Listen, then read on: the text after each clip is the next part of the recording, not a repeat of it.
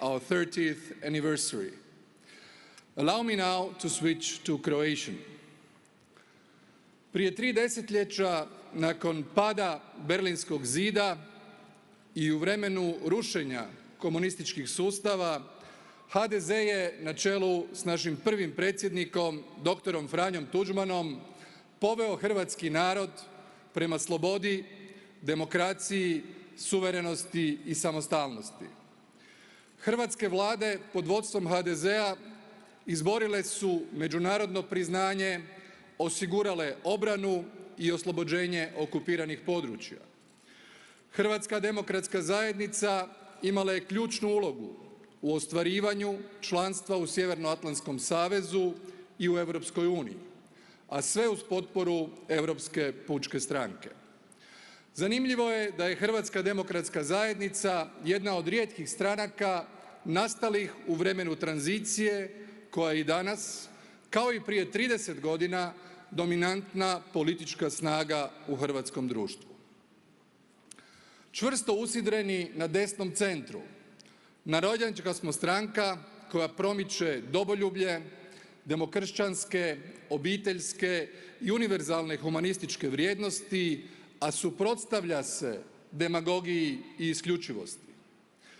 Drago mi je što će vam se večeras obratiti i predsjednica Republike, Kolinda Grabar-Kitarović, koja kao kandidatkinja HDZ-a ide po još jednu pobjedu na izborima u prosincu ove godine.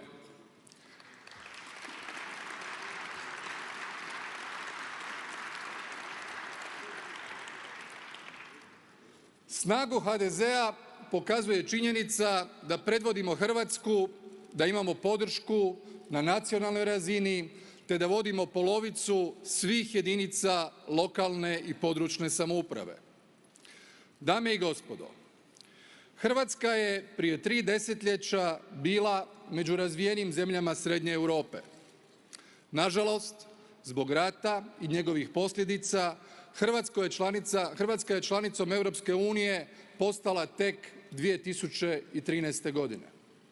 Danas je Hrvatska obnovljena i njezini gospodarski pokazatelji su najbolji od osamostaljenja. Zemlja je u koju se sve više ulaže i koja razvija inovativne industrije. Zemlja je kojoj članstvo u Europskoj uniji daje snažan zamah u ravnomjernom regionalnom razvoju.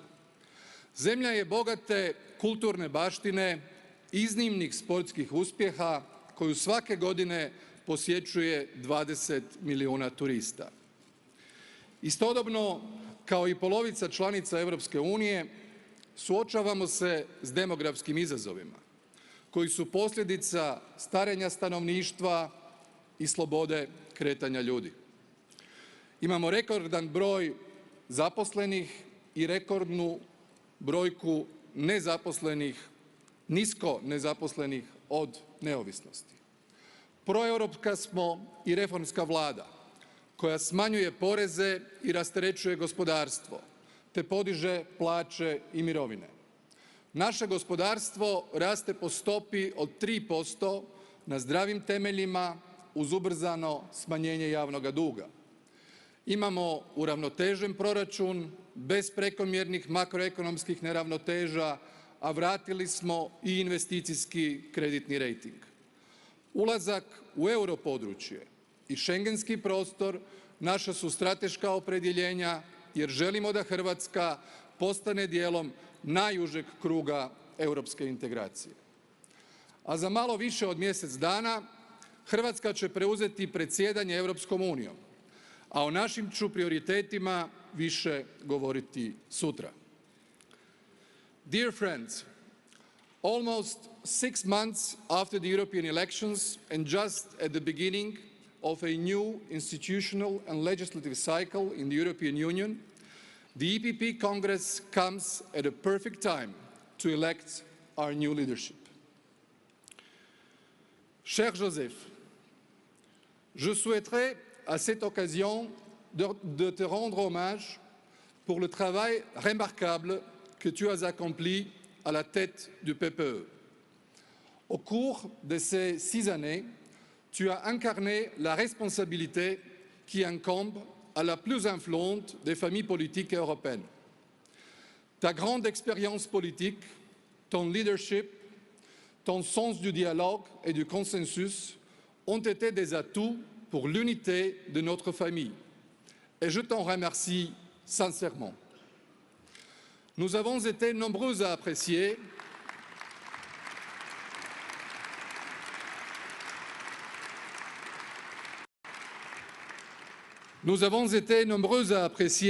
les grandes qualités humaines, ton intégrité, ta franchise, ton attachement à nos valeurs et à nos principes, mais aussi ta disponibilité.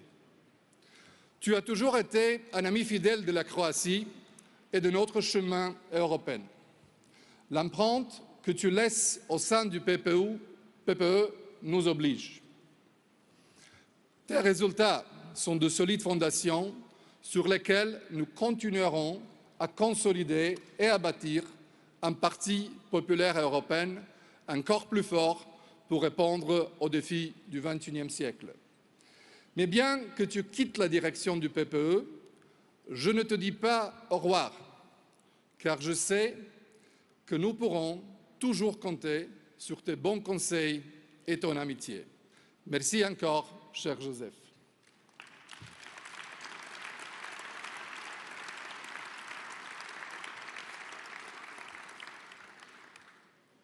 Dear friends, I would also like to seize this opportunity to pay tribute to Jean-Claude Juncker, another close friend of Croatia who unfortunately was not able to join us for health reasons, and to thank him for all what he did for Europe and the EPP throughout his political career. Please, one applause for Jean-Claude.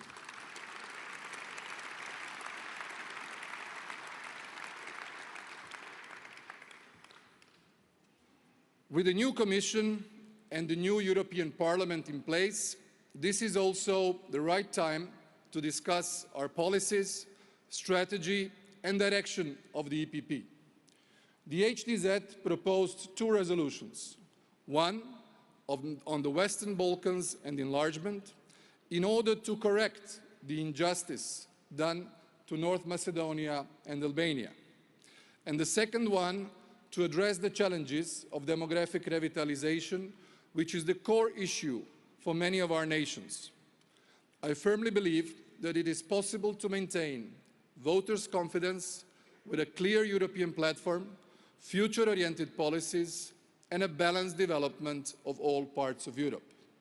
Again, I wish you a warm welcome to Zagreb. I hope in all our decisions we bear in mind the benefits for our citizens and our peoples. Their support is the source of our success, and our success is success for Europe. Thank you, dobrodošli I uživajte u Hrvatskoj.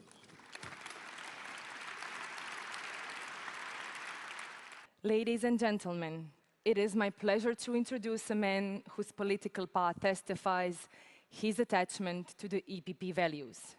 He's a native of Alsace, a region that symbolizes reconciliation between France and Germany, which paved the way to the EU integration.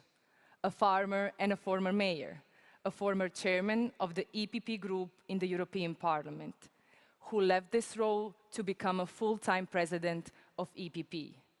Please welcome the President of the European People's Party, Joseph DAUL.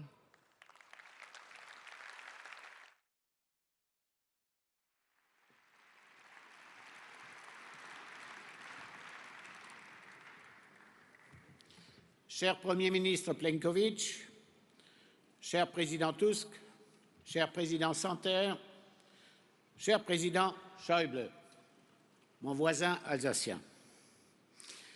Cher Président, cher Premier ministre, chers commissaires, chers ministres, chers membres du Parlement, chers délégués, chers invités, Mesdames et Messieurs, chers amis, draghi priatelli. C'est un plaisir de vous voir réunis ici à Zagreb pour le 26e congrès du PPE. Je voudrais tout d'abord remercier HDZ et le Premier ministre Andrej PLENKOVIĆ pour leur hospitalité et leur précieuse collaboration dans l'organisation de ce congrès. Si nous avons choisi Zagreb, mes chers amis, c'est pour vous témoigner notre amitié en ce moment si important pour vous. Vous allez bientôt assumer pour la première fois la présidence du Conseil de l'Union européenne, une importante vitrine internationale pour votre pays, avec l'expérience et la renommée du Premier ministre PLENKOVIĆ, de la présidente Grabar-Kitarović, vous avez toute la carte en main pour vous présenter et préparer à ce rendez-vous. C'est donc pour le bien de la Croatie et pas seulement du PPE que je souhaite à Kolinda une nouvelle victoire aux élections présidentielles en décembre. Cher Andrej, on dit que la fortune sourit aux audacieux. Tu as fait preuve de beaucoup de courage en quittant le Parlement européen pour l'aventure bien plus risquée de la politique nationale. Et les fruits de tes efforts n'ont pas tardé. 2 mois après avoir assumé la présidence de HDZ, tu l'as menée à une victoire inattendue aux élections législatives. Depuis, la Croatie bénéficie d'une croissance record des finances publiques solides et de hausse de salaire. Cela a profité à tes concitoyens, mais aussi à l'image de ton pays, qui est maintenant en bonne route pour adopter l'euro et adhérer à l'espace Schengen. Notre chère Dubravka sera vice-présidente dans la nouvelle commission en charge des questions cruciales comme la démocratie et la démographie. Et comment oublier l'élection par une marche surprenante de l'ancienne ministre HDZ, Marija Burić, comme secrétaire général du Conseil de l'Europe. HDZ est devenu synonyme de succès en Europe et la Croatie est un exemple pour tous les pays de la région. Je pense donc que ce congrès s'ouvre sous des bons auspices ici à Zagreb. Mes amis, ce congrès est également l'occasion de fêter notre victoire aux élections européennes. Nous avons conservé la place de premier groupe au Parlement avec notre ami Manfred Weber, ainsi que la présidence de la Commission avec Ursula von der Leyen et Christine Lagarde, le PPE a amené pour la première fois des femmes à la tête des 2 principales institutions européennes. Et la hausse de la participation montre que nos concitoyens s'intéressent aux élections européennes lorsqu'ils en saisissent l'enjeu. Pourtant, nous avons encore une fois perdu des sièges. Bien que la mobilisation sans précédent des jeunes électeurs, 14 points de plus que lors des dernières élections, soit motif de satisfaction, force est de constater que cela n'a pas profité au PPE. Même si les extrêmes n'ont pas obtenu des résultats qu'ils espéraient, ils continuent à attirer bien trop de voix. Et de plus, les dernières années ont vu l'émergence d'un nouveau type de populisme, le populisme vert. Or, nous, mes amis, nous sommes le seul antidote efficace contre les populistes. Nous n'attisons pas les peurs et les ressentiments, mais nous les transformons en espoir. Nous n'offrons pas des slogans vides, mais des solutions concrètes. Nous ne fuyons pas nos responsabilités, mais les assumons avec courage. Et cela finit par payer. Andrej Plenković et Kyriakos Mitsotakis, plus récemment, ont montré que l'on peut gagner les élections avec un programme de réforme clair et surtout pro-européen en disant la vérité aux gens. Nous avons donc la bonne recette pour gagner, mais nous devons l'adapter aux défis d'aujourd'hui et de demain. En commençant par la lutte contre le changement climatique. Nous n'avons rien à apprendre des Verts sur ce terrain. Nous n'avons certainement pas attendu les manifestations de cet été pour nous préoccuper de l'état de la planète et que nous allons léguer à nos enfants. C'est dans notre ADN de chrétiens démocrates. Le PPE a été à l'origine de la création du marché européen de carbone et de la conférence de Bonn de 2009 à l'accord de Paris. À 2015, nous avons toujours été à la tête de l'action européenne en matière de climat. Et aujourd'hui, face à des preuves scientifiques de plus en plus alarmantes et pour répondre aux inquiétudes croissantes des Européens, nous devons redoubler d'efforts. Mais nous devons aussi être honnêtes avec les gens. La politique verte a un coût. Chacun doit prendre ses responsabilités pour éviter que le poids de nos décisions pèse de façon disproportionnelle sur les épaules des plus faibles. Entre les utopies vertes et la folie des négationnistes, nous offrons des solutions concrètes. fondée sur l'économie sociale de marché, la recherche, l'innovation, pour protéger l'environnement et en même temps que les emplois et la compétitivité de nos entreprises. Notre résolution sur le changement climatique n'en est que le dernier exemple. Mes amis, les Européens ne s'inquiètent pas seulement pour l'avenir de la planète, mais pour leur propre avenir aussi, pour celui de leur emploi, de leur salaire et de leur retraite. Et là, nous pouvons être fiers de ce que nous avons accompli sous la commission Juncker. Et je m'associe à notre ami Andrej PLENKOVIĆ avec une pensée toute particulière. Nous l'avons déjà fait 2 fois hier, en pensant à Jean-Claude qui a dû subir une opération. Et bien sûr, comme vous l'avez applaudi avant, je lui souhaiterai tout le prompt rétablissement le plus rapidement possible, que Jean-Claude, nous puissions le revoir dans notre famille du PPE.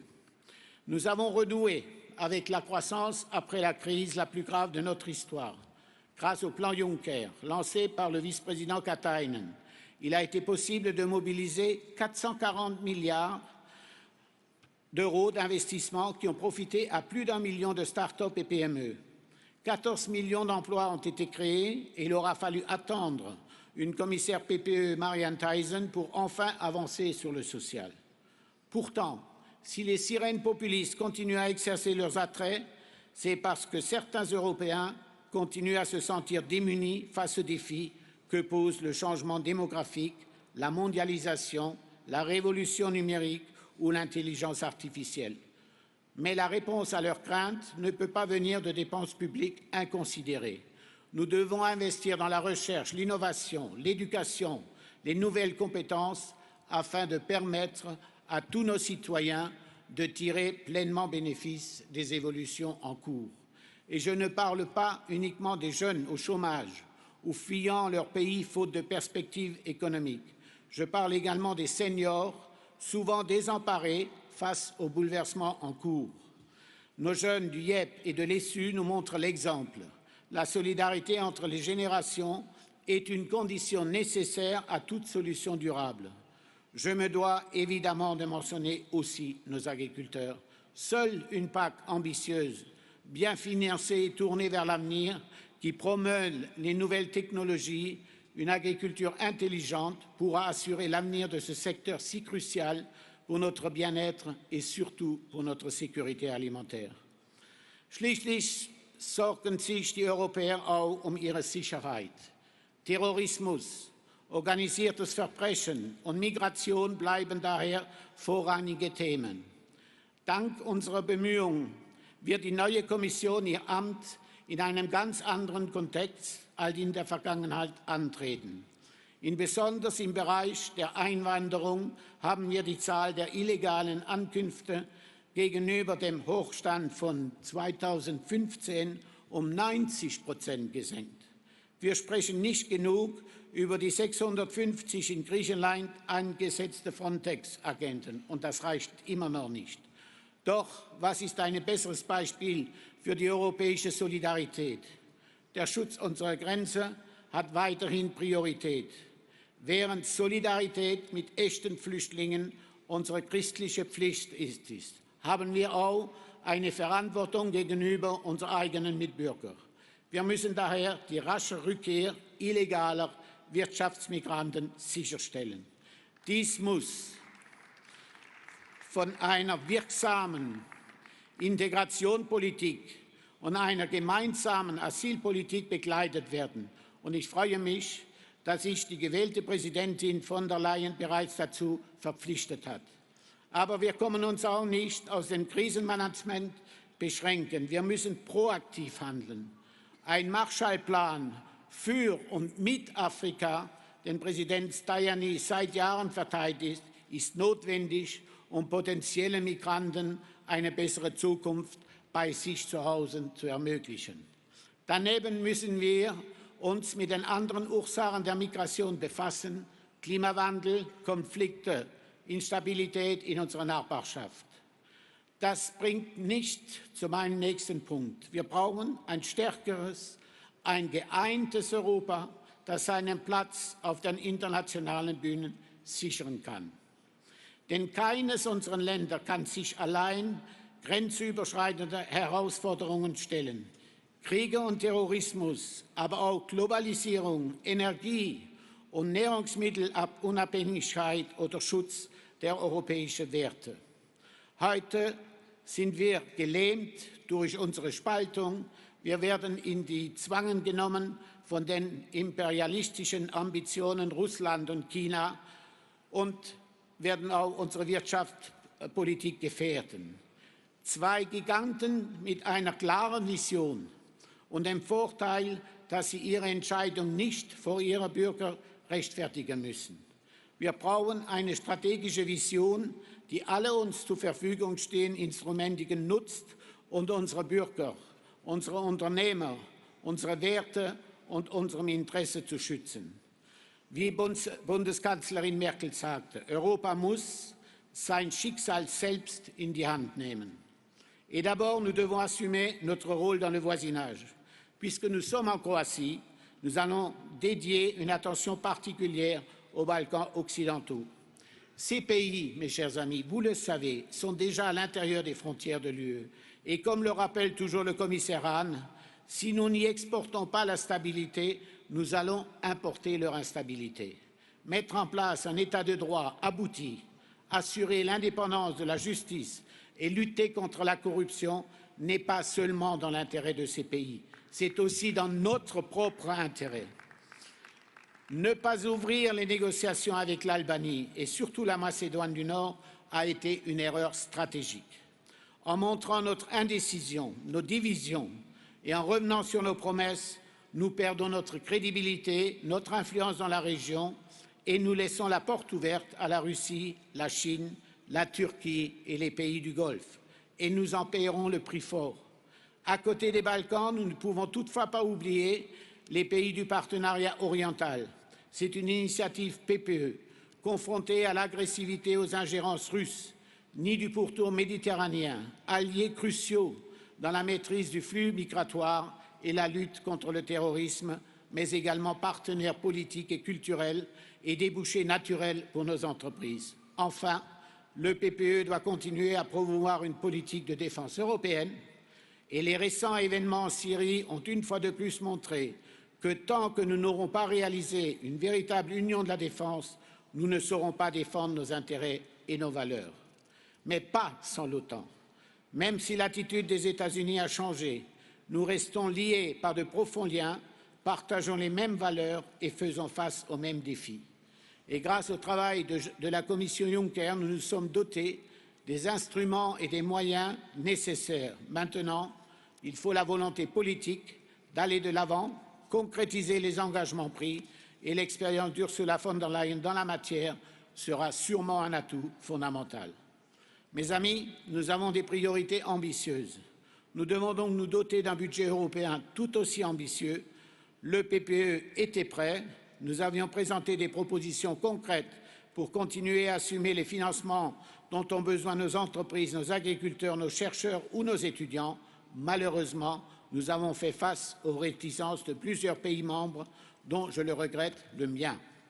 Nous devons maintenant avancer de façon résolue pour aboutir rapidement à un budget qui assure la continuité des politiques actuelles tout en anticipant les défis du futur, qui donne de la clarté à nos citoyens et à nos entreprises et dans lequel chaque dépense contribue à améliorer la vie de nos citoyens.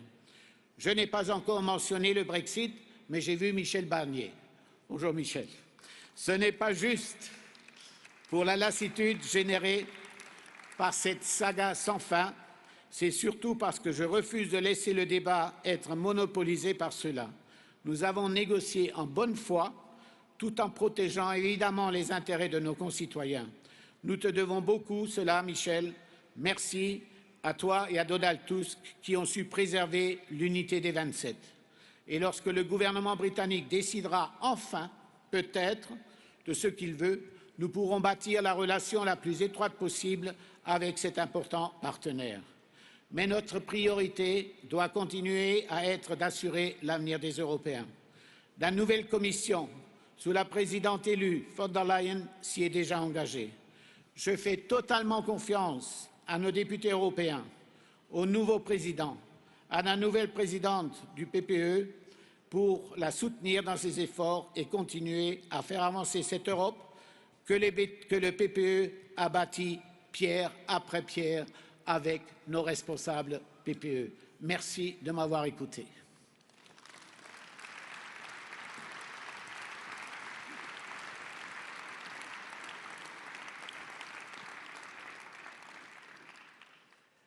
Our next speaker is a long-time defender of unity in our EPP family. His firm belief in a loyal relationship of trust with all of you is evident in his direct and open style.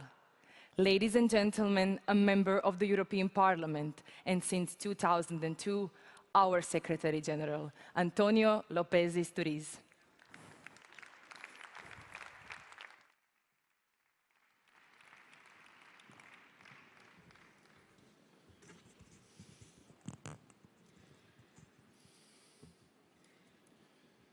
Good afternoon to all of you. Thank you very much for coming for so distant corners of Europe to be with us here today in Zagreb. Prime Minister Andrej PLENKOVIĆ, Cher Joseph, Sir Maria-Therese, dear friends, welcome to our 26th Congress. First of all, I would like to thank our Croatian hosts, HDZ. We know that you are now in the last phase of intense preparations ahead of the Croatian EU presidency. Also, in a month, the presidential elections will take place. But even in such busy times, you managed to dedicate time to our EPP family and to host this amazing Congress. Thank you, Andrej PLENKOVIĆ, thank you, HDZ, and all our friends that they're making all this possible, and best wishes for the upcoming elections.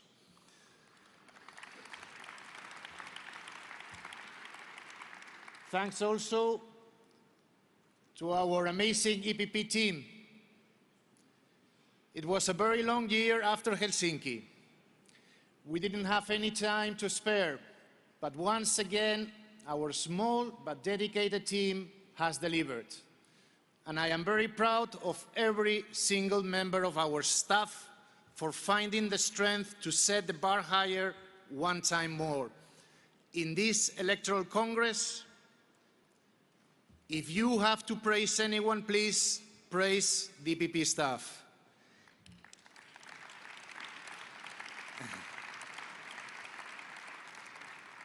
And if you have any critic, please, I am the one.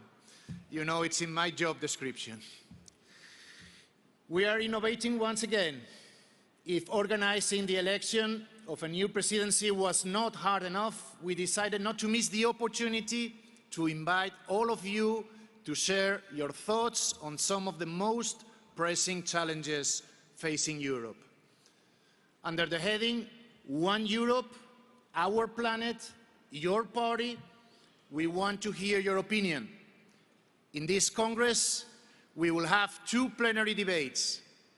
Today, we will engage in a discussion on a common challenge and responsibilities we share in the Western Balkans, where we are here in the heart of them in Zagreb.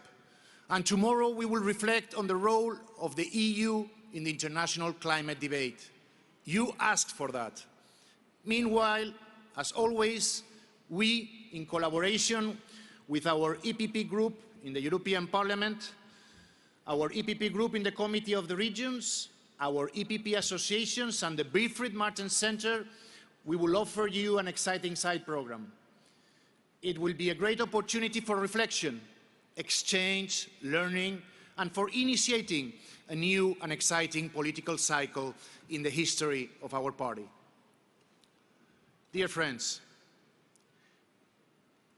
today, we say goodbye to our dear President Joseph DAUL. Today, we say goodbye to a friend.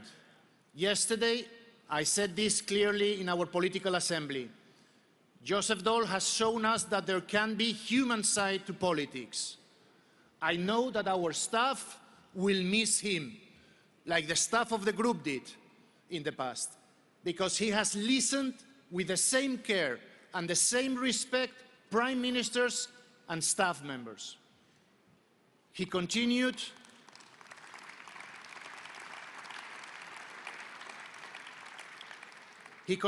with the work of Wilfried Martens at the beginning, but then he realized in his pragmatic approach to things that there was a need for a better cooperation between the party and its groups in the European Parliament, in the Council of Europe, in NATO and our Parliamentary Assembly in OSCE. He also understood that there was a need for a better human coordination among all of us. And he has done so with the same enthusiasm as he has participated in most of your political events all around Europe. Finally, he also understood the need for the EPP to be the beacon of hope for many countries who want to share with us our European dream. His commitment to Bosnia, Moldavia, Georgia, Armenia, Ukraine, North Macedonia, Albania has kept the loyalty of member parties of these countries to us, especially here, where the biggest challenge for the European Parliament is in the Western Balkans. We all know, if he is elected, that the next president of the EPP will keep his commitment with full strength. As Donald Tusk has said in his speech in the College of Europe some days ago, there will be no sovereign Europe without a stable Balkans integrated with the rest of the continent. And you don't need to be a historian to understand this. Dear friends, today we have before us a historical opportunity. We have the possibility to elect a leader with great political experience, both at national and European levels, and proven commitment to our EPP values. A man who fought the oppression of communism and truly understands the value of freedom. A man who I'm sure will put once more all his energy at the service of democracy and of building more united Europe. We should not miss this opportunity. Dear friends, as you know, for years I have been supporting the expansion of EPP membership, especially in Central and Eastern Europe. Sometimes at a personal and political cost. I remember back in the day when I was criticized by self-proclaimed experts and bureaucrats for supporting the membership of parties like GERB in Bulgaria or PNL in Romania. I was then accused of undermining the Christian democratic values. I wonder where these critics are now when we all see how much GERB and PNL in Romania are doing to defend our Christian democratic values in Europe.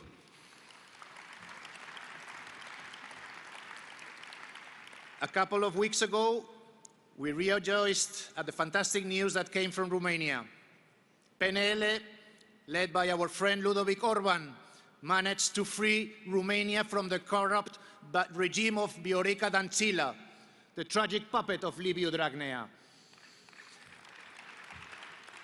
And this Sunday, Klaus Iohannis will defeat the socialists once and for all by winning again the presidential elections in Romania. In fact, this has been a year of great victories. Let's not forget the triumph of Kyriakos Mitsotakis, who freed Greece from the disaster called Tsipras.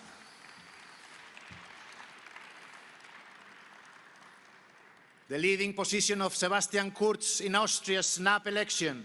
And how could I not mention our victory in the European elections? Because we won in the month of May. I have a special message for the experts in futurology who predicted with certainty that the EPP would lose the European elections. You have no idea how much I enjoy looking at your shocked faces. I pity your sadness, but European voters do not. Europeans once again put their trust in the only stable, reasonable and effective political force in the European Union, us, the EPP.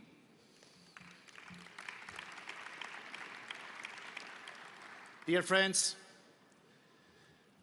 I know you are tired of being attacked by everybody, by the so-called progressives, by the extreme right, by the extreme left.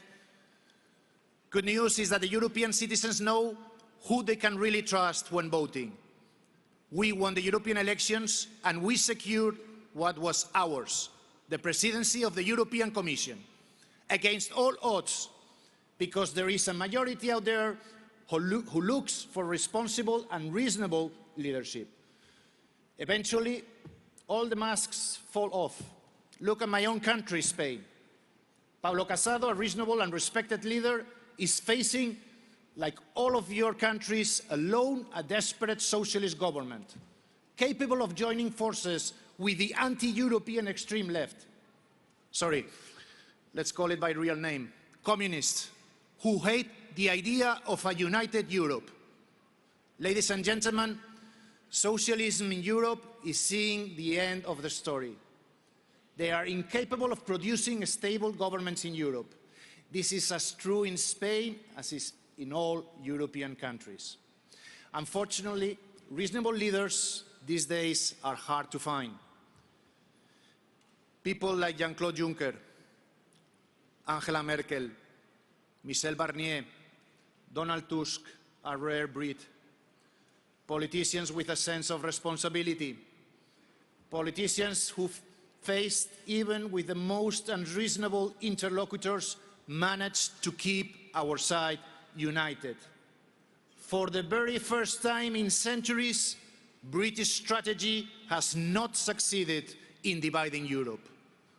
I hope that one day the historic contribution of these leaders, these EPP leaders, will be recognized by future generations of Europeans. I also hope that history books will one day recognize that the EPP was the only party to be truly committed to increase democracy in Europe. And here, let me be clear. We will not give up on the Spitzenkandidat.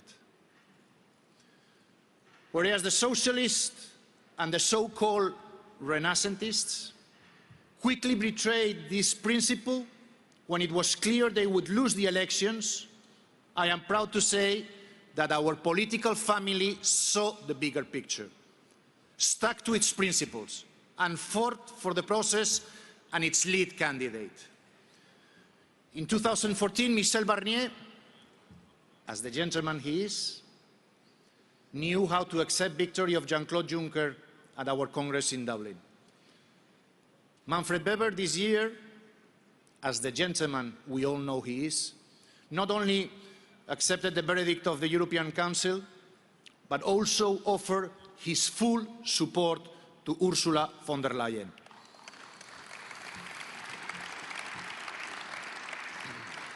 It takes great courage and statesmanship to do so.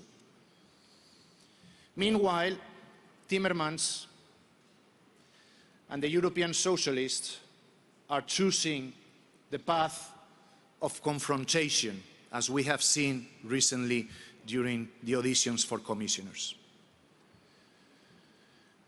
It is for these reasons that I am convinced that it is up to the EPP to lead the way.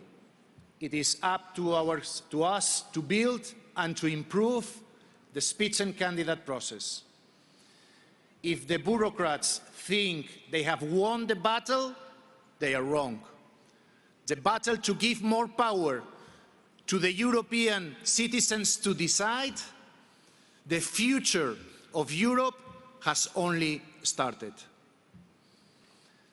Dear friends, as we kickstart a new cycle in the European project, and inside our party, I feel optimistic. There is, of course, a lot of work to be done. But as I see the list of candidates for vice presidents that you are now listening, I can only say that we are in the best hands to lead Europe again. Dear friends, to conclude my intervention, I would like to bring to the Congress part of the discussion we had yesterday on our political assembly. Prime Minister Plenković mentioned the demographic challenge faced by Croatia. that is indeed a huge challenge for many Europe countries. Our President Daul also mentioned concerns about the mistake made by Macron in the accession talks with Albania and North Macedonia. True, Mr. Macron made a huge mistake, a huge miscalculation with very negative repercussions for the citizens in that region, in this region, and for the EU citizens. These are two very important examples that reminds us why we are here. We are here because we are the People's Party. Our mission is to serve the people, not to be a Brussels-based bureaucratic organization. Our decisions affect countries, regions, cities, families, real people. We should never forget this. But as long as we remain true to ourselves and live up to our mission through our actions, I'm positive that millions of Europeans will keep trusting the EPP and honoring us with their votes again. Thank you very much. Please welcome back to the stage EPP President Joseph DAUL, who will perform the honors in conferring the EPP Merit Award.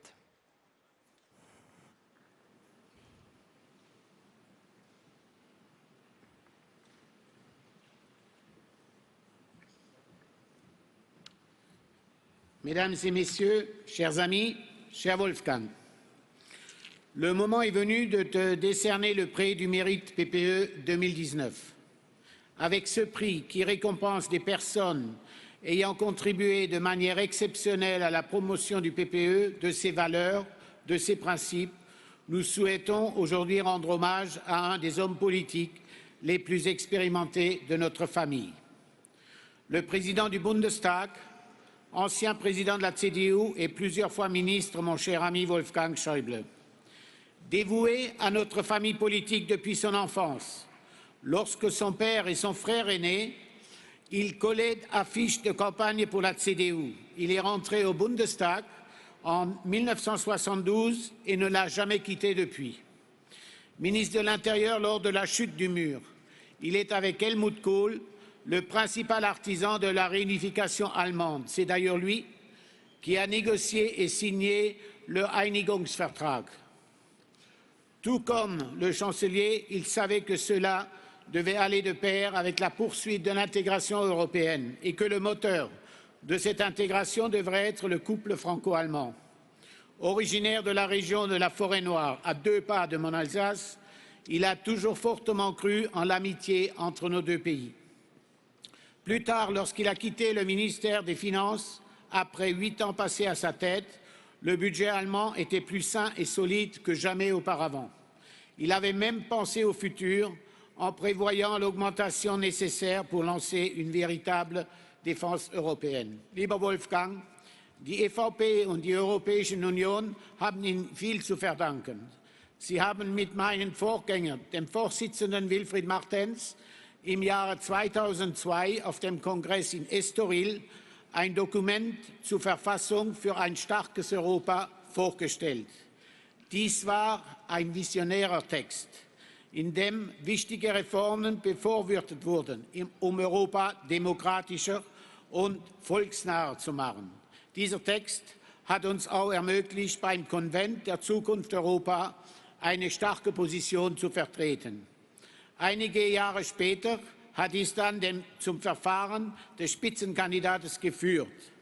Dann kam die Krise des Euro. Unpopulär und schwierige Entscheidungen waren nötig, um das Feuer zu löschen, welches das europäische Fundament zur Asche hätte verbrennen können. Wir hätten keinen besseren Feuerwehrmann finden können als Sie, mein lieber Freund, der bereit war, das Nötige zu tun, um die gemeinsame Währung und die Zukunft Europa und seiner Bürger zu verteidigen, auch wenn es mit dem Preis kam, an Popularität einzubüßen.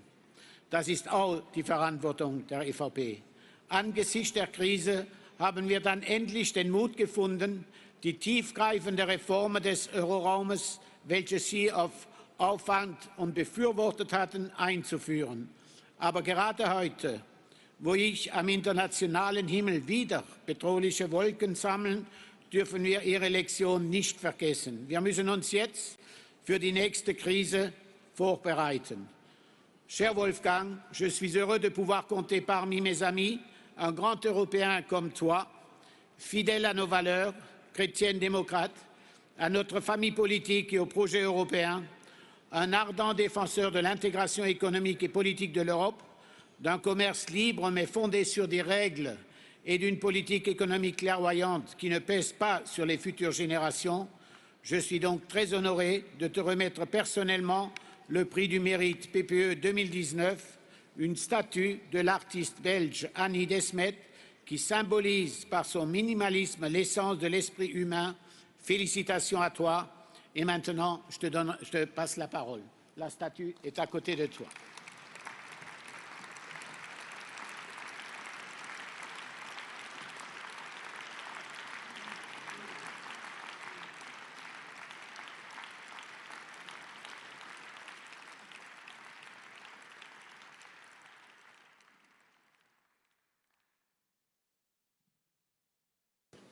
Lieber Joseph Daul, liebe Freunde der Europäischen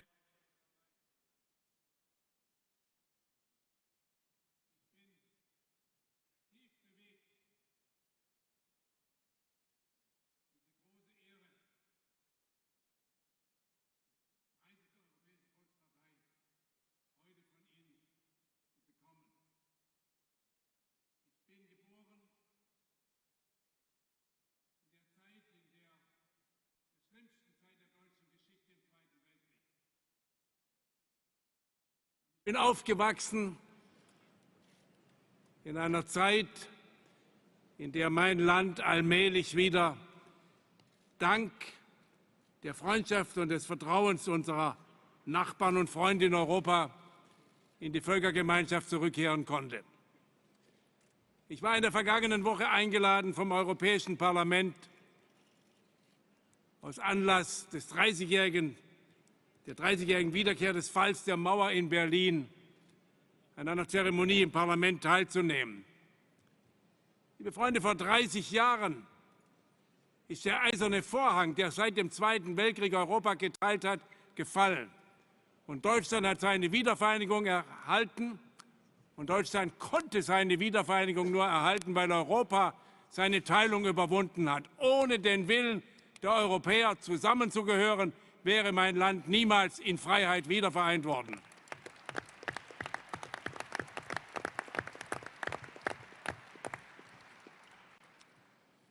Und das alles verdanken wir der Tatsache, dass wir in der Europäischen Volkspartei uns seit vielen Jahren in allen europäischen Ländern für die Prinzipien von Demokratie, Rechtsstaat, sozialer Marktwirtschaft, von Freiheit und Sicherheit, von sozialem Ausgleich und ökologischer Nachhaltigkeit eingesetzt haben, so wie es Joseph Daul gerade in seinem großen Rechenschaftsbericht noch einmal die Politik der Europäischen Volkspartei dargelegt hat. Liebe Freunde, heute ist unser Modell unter doppeltem Druck. Von innen heraus werden wir in allen Demokratien Europas von Extremisten und Populisten von links und rechts bedroht.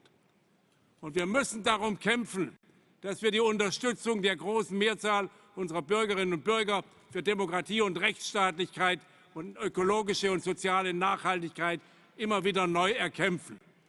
Und von außen sind wir unter dem Druck, dass durch die grundlegenden Veränderungen in der Welt der Globalisierung und Digitalisierung Europa in der Gefahr sein könnte, irrelevant zu werden.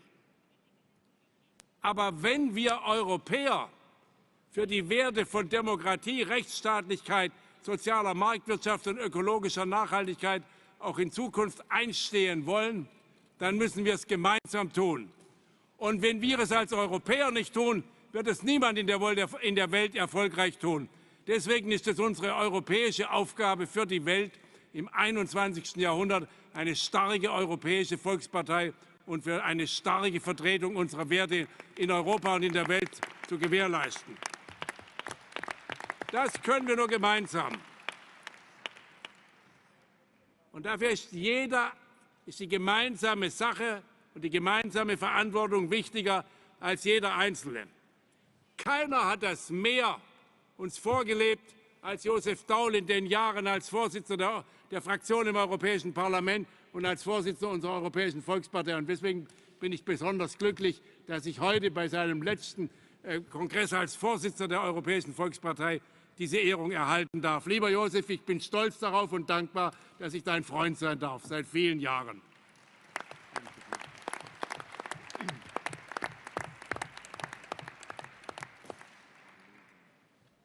Am vergangenen Sonntag war ich in Prag eingeladen, aus Anlass des 30. Jahrestags der Samtenen Revolution zu sprechen.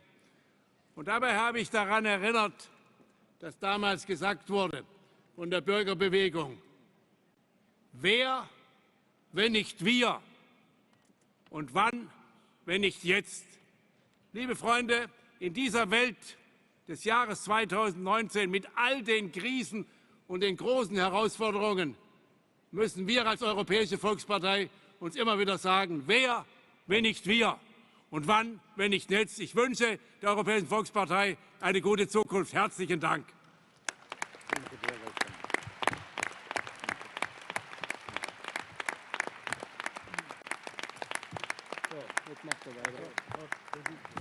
Danke, danke.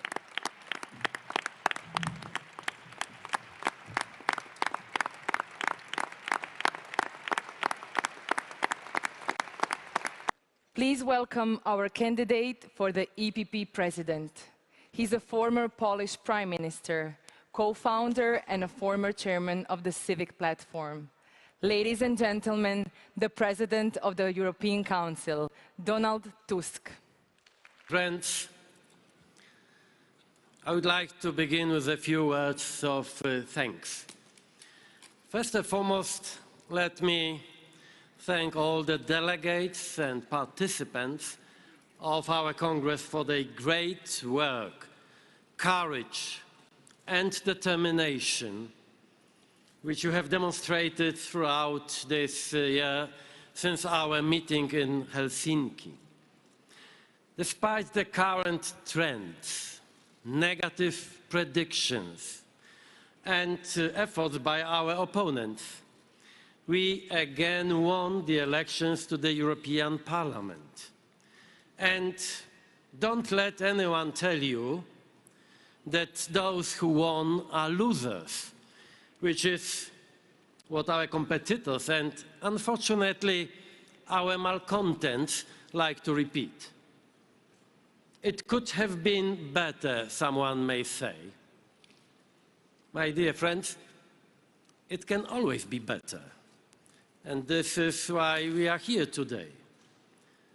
But nobody will stop us from feeling proud and from walking with our heads held high.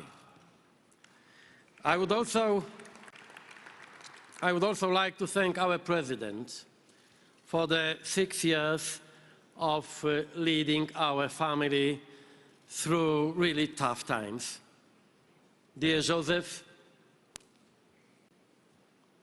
it will be very difficult to replace you. You did an excellent job. You gave us all a feeling of safety and a meaning to our actions. You were a true leader of our community. Let me also thank you for your trust. It was you who, more than a year ago, came to me with the suggestion that I become your successor. And you took such good care of this idea that I am the only candidate. This is another example of your extraordinary effectiveness, Joseph. Thank you. And so here I am at your disposal. Yes, it is true that I am a little younger than Joseph, but let's not pretend that my candidacy is a generational revolution. After all, I've been with you for more than 25 years. You know my good and bad sides. So there's no need to bore you with introducing myself. You also know that I am usually brief, to the point and frank, perhaps sometimes too frank, but I cannot act any other way, and I don't intend to. Since I am the only candidate, I will not pretend to be leading an election campaign, which would force me to present opinions on every subject and answer precisely to every expectation from a long wish list. So please allow me today to focus on only one, and in my opinion, most important challenge for our political family. Until recently, many of us thought that with the rise of modernity, such needs as security and identity would lose their significance, and that as a consequence, the role and tasks of the state and public authority would also change. But the reality turned out to be quite different. Today, even more than in the past, it is fear that plays the biggest role in politics. Most people still care more about their safety than about anything else. For example, in such moments as the migration crisis and a new wave of terrorism, it is fear which dominates over other social emotions. Give us a sense of safety and security. This is what we have been hearing in Europe in the last years, and whoever can best respond to this call gets the support of the public. In times of uncertainty, and most probably there will be no other times, when everything changes around us and runs off in all directions, people want to be certain that those in power will not abandon them, that they will not turn their backs on them. When left alone, they start looking for those who offer care and concentration on their problems. They desire attention. Look at us, they seem to say. We are here. They, or should I say, we all are hungry for appreciation, dignity, and importance. And we all feel the need to be part of a bigger community and to be proud of it. This is why it is so easy to win people's hearts by those who shout in a loud voice, "Get up off your knees, make your country great again, take back control." In other words, those who strike the right chord, the chord of dignity, will get people's votes. As always, people have a need for order, harmony, and understanding the world around them. That is why we all need to be deeply rooted in our traditions, understandable cultural codes, and in places we call ours, and which are somehow distinctive from others. As I have already said, people also want to be part of a bigger community with which they know how to identify through language, religion, or a common understanding of history. And most often, it is still a nation that is such a community. Whoever rejects from his political vocabulary and axiology terms such as homeland, Heimat, domowina, patria, ojczyzna, that will find that it is very difficult to face up to the crucial task, that of giving people the sense of safety and security.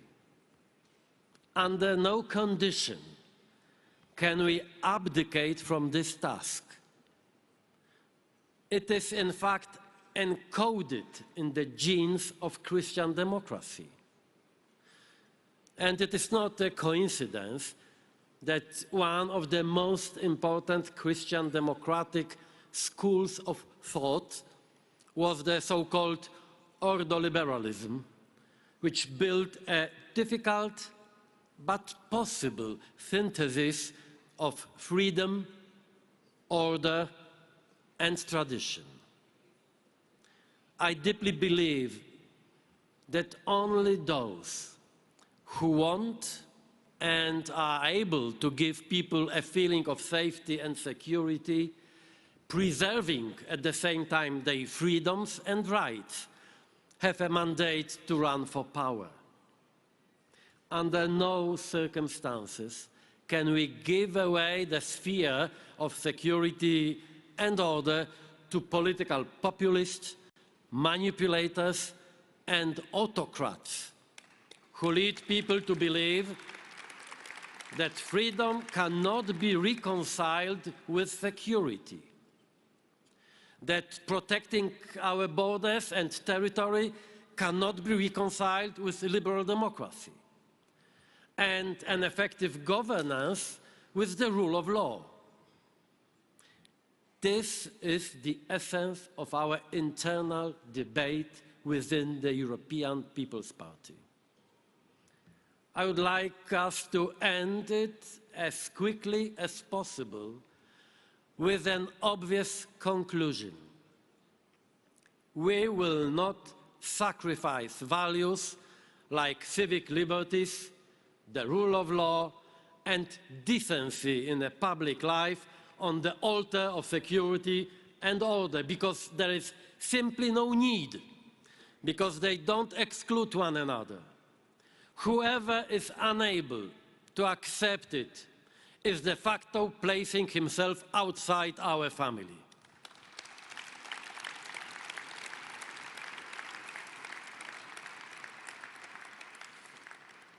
Okay, this is where I will stop. The last thing I want to do is to bore you, especially that one of the greatest threats we face is our routine, newspeak, lack of emotions, and boredom. Some time ago, Bono, the famous leader of U2, visited me in Brussels. At some point, he said that we would lose if our narrative was not as melodramatic as that of the populists. Let us remember that in politics, impressions are sometimes more important than facts. Look at the migration crisis. I remember when some worked really hard for many days and weeks to contain the wave of illegal migrants from Turkey, negotiating for hours, hundreds of hours, our agreement with Ankara, thanks to which the influx of migrants fell by more than 90%. I don't have to remind anyone the great role Angela played here. However, someone else took care of impressions. Someone who also worked hard, but only on his narrative and self-creation, putting up a fence and billboards with anti-migration propaganda. We must put a stop to this. In a political fight, truth and decency cannot be completely helpless against fake news, manipulation, and hate. You must believe in yourself and the power of your arguments. do not be afraid to say in public what you really feel, even if you may sometimes think it's a dangerous experiment. And you will surely evoke people's emotions and capture their attention. Because, you know, we are sometimes terribly boring in our communication, aren't we? But we don't have to. A few weeks ago, I visited Pope Francis. And I told him that I would stand as a candidate for the president of the European People's Party. He gave me a long look and asked if we would be able to distinguish between populismo and popularismo. I think you know well what he had in mind. If not, please read some of Pope's writings. You are Christian Democrats, after all. As you know, we have a party among us called Partido Popular. I know that not every party may be called popular, but every party in our family can be popular. So let us all stand together on this most important political battlefield. On one side, parties of irresponsible populism. On the other, our party of responsible popularity. After 5 years, I am fed up with being the European bureaucrat in chief. I am ready to fight, and I hope you are too. Our next speaker has a long track record of committed leadership for Slovakia's EU and NATO integration. After finishing the Athens Marathon less than 2 weeks ago, he will be running a special marathon of ideas here in Zagreb.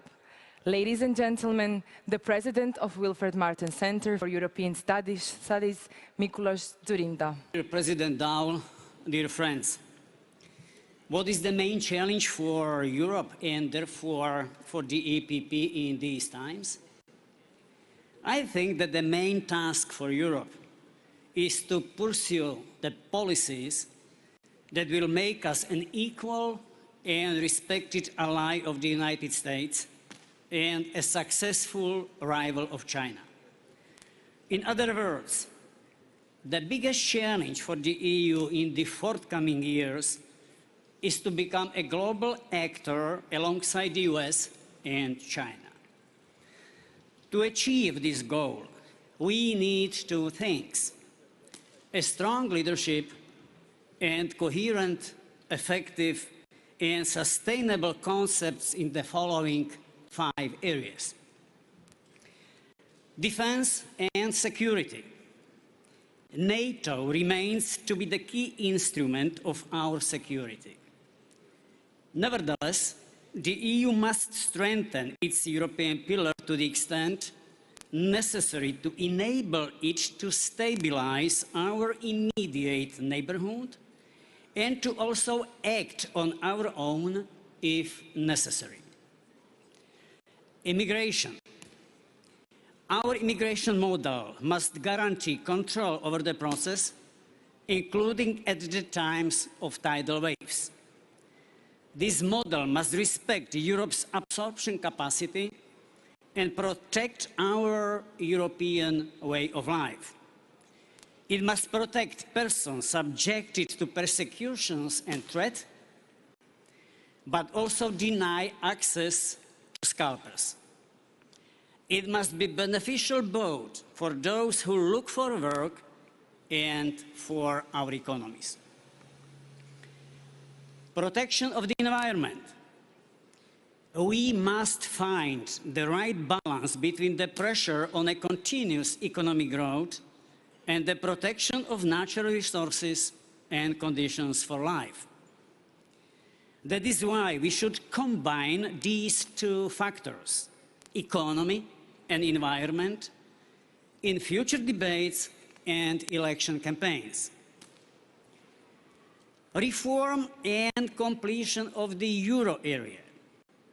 We should promote a stable euro and sound public finances as solid backbone of the European economy.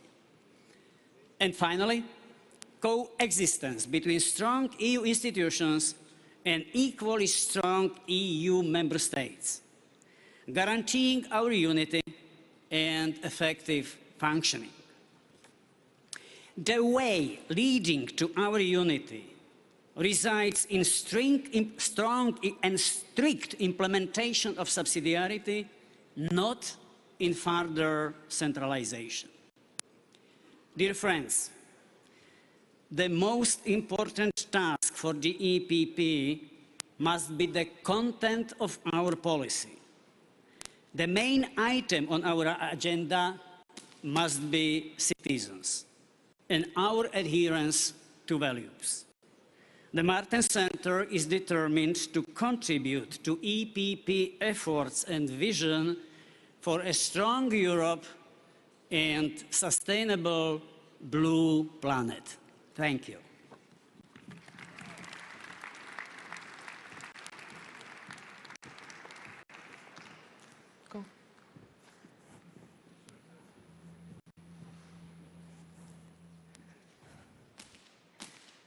In November 2018, the youth of EPP elected its first female president ever. A few months later, she became a member of the European Parliament. Ladies and gentlemen, Lidia Pereira.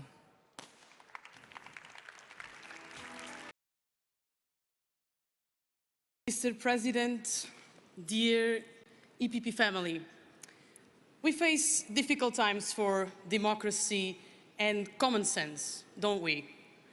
Populists flourish, selling the ideology of the growth and prosperity, but the growth they can show is of the poor, and the prosperity is of difficulties. Populism cancels hope, erases freedom, and jails dignity. And knowing all this, I can think of no better message to address you today than to remember why EPP, our parties, and our values are the best choice in these troubled times. Because sometimes we must remember ourselves in these messy and clear times why our ideas, our parties, our candidates are the right choices. The answer lies in our founding values, because in times of fragmentation, we bring people together. Because in times of madness, Partido Popular brings stability. In times of incomprehension, CDU shows steadiness. In times of difficulties, Fine Gael shares a vision. In times of uncertainty, HDZ here in Croatia carries hope. From Portugal to Finland, from Cyprus to France, we are the people's parties. And we shall never forget that we are the political family of De Gasperi, Konrad Adenauer, and Robert Schuman, and of course, our dear Joseph DAUL. Thank you so much. We carry this legacy, but now the responsibility is upon us. We have to move forward. But what is going forward? It is not by having generations living worse off than their parents did. It is not by having difficulties in finding a decent job, paying a rent, and living with dignity. It is not by loading the burden of taxes upon the future generations. Instead, it is to families being able to put away some money at the end of each month and see their children going to college. It is to support our elder to age with dignity, love, and respect. It is to respect our planet by changing our daily habits and businesses for the better. Future President Tusk, there is no future in politics without the people. And that is why we must be a proactive party and not a reactive one. The youth of EPP cannot accept that Europe's biggest political family has no clear strategy on climate and environmental matters. Aviation tax exemptions on fuel must change, and we must come to an end on the single-use plastics. These are the two goals to be achieved in this mandate. And we will tell this to every European, wherever he or she is, in the streets marching for climate, or in the universities, in their jobs or in their homes. No more politics without the people. There is no us and them. We are the people. Thank you.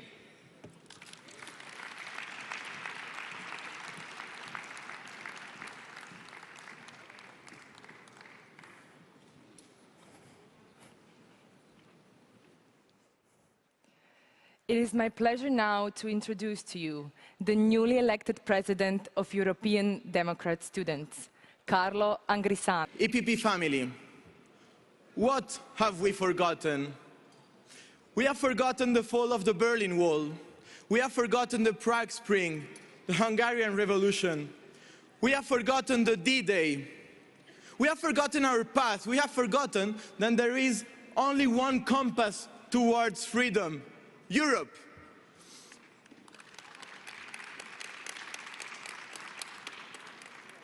Y es porque algunos han persistido en la desmemoria y la banalización de los mejores momentos de nuestra historia común, que hoy en algunas partes de Europa vivimos fuertes anomalías democráticas. En mi ciudad, Barcelona, expresar que la mejor manera de ser español es siendo catalán se ha convertido en un acto de valentía.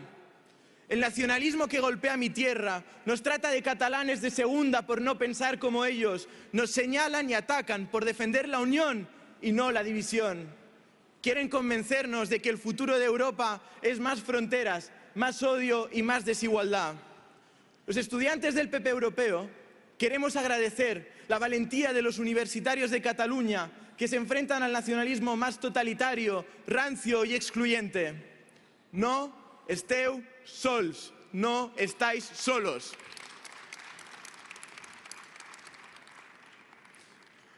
El sentimiento de una Europa plural y grande solo puede pervivir si las jóvenes generaciones del viejo continente nos mantenemos unidas ante las amenazas de quienes nos quieren hacer pensar que no estamos hechos para estar unidos.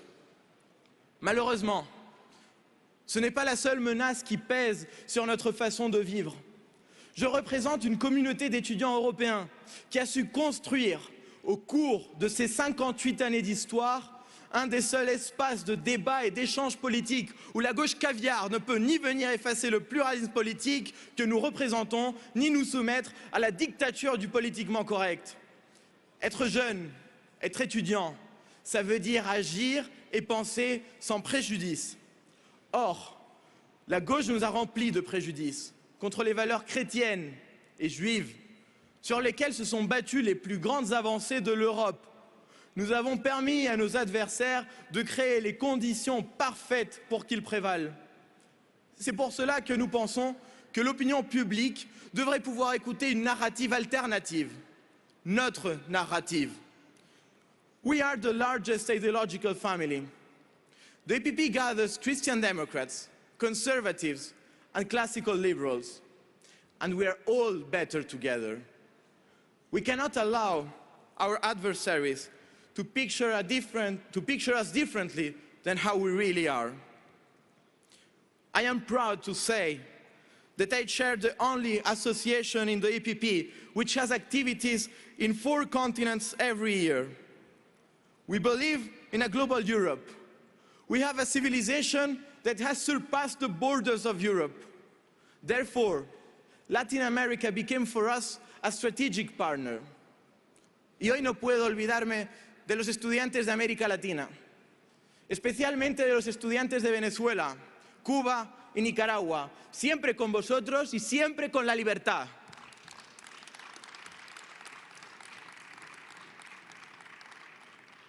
E per finire, ricordiamoci sempre che siamo la famiglia politica erede dei nostri padri fondatori dell'Unione Europea, De Gasperi, Adenauer, Schuman e anche con moltissimo orgoglio Winston Churchill.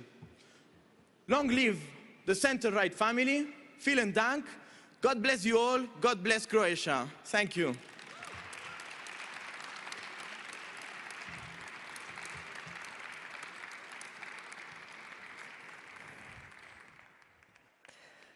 Ladies and gentlemen, please join me in welcoming to the stage a former member of the European Parliament and newly re-elected President of European Seniors Union, Anne Hermans. Dear friends, seniors of today don't want to be a burden of society, but cooperative partners in opening a new chapter for Europe, like we said in the manifesto for the elections. Therefore, I ask you, recognize our talents and experiences and don't say too easy, they live too long, they cost too much. Don't forget the older generation when you're speaking about sustainable economic growth. People's well-being and economic growth are interdependent and mutually reinforcing. Let's make of the development of silver economy and intergenerational cooperation opportunities for the future.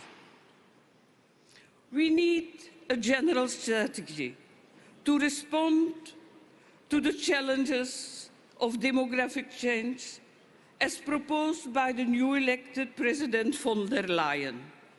Let's follow her broad vision and make the society of longevity an inclusive society with respect for all generations, without discrimination and recognizing that the right to a dignified life does not end or diminish with age. And let us continue to build, like young people said here already, let's build a united Europe from east to west, from north to south, in dialogue with young generations, following the roads towards freedom, democracy, justice, and solidarity that courageous men and women went already for decades ago. May these roads bring happiness for us, for you, and for future generations. We seniors stand up for Europe. That was the title of a successful congress we had in Sandanska, in Bulgaria. And we were thankful for the support we had in Bulgaria. And we thank you all for supporting us. And we say again, seniors, and I hope we all stand up for Europe. Thank you.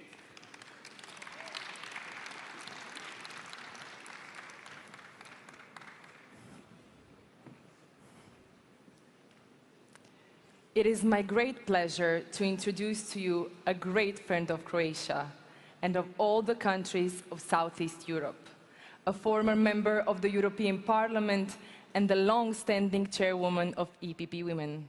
Ladies and gentlemen. There were much more people than now. There were 6,000 in 2002. I wanted to help at this time the new leader of the HTZ to go in a new direction. It was a great event, and I was proud to have this possibility. Now I'm here to speak to some of those who are still here. Thank you for staying here. Joseph, I want to thank you on behalf of the EPP women for all your work and for all your friendship and for all your humor. That is something which we will never forget.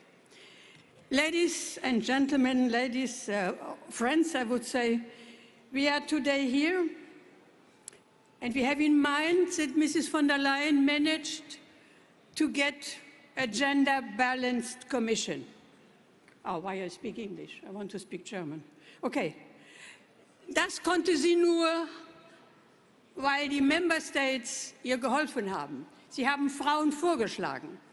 Und da sind auch 2 aktive Frauen der Europäischen Volkspartei, Frauen darunter. Das ist die Dubravka Šuica und das ist die Maria Gabriel. Wir sind sehr stolz auf sie. Heute können wir hier leider das nicht erfüllen, was von der Leyen dank ihrer Vorschläge erfüllen konnte. 50% erreichen wir nicht.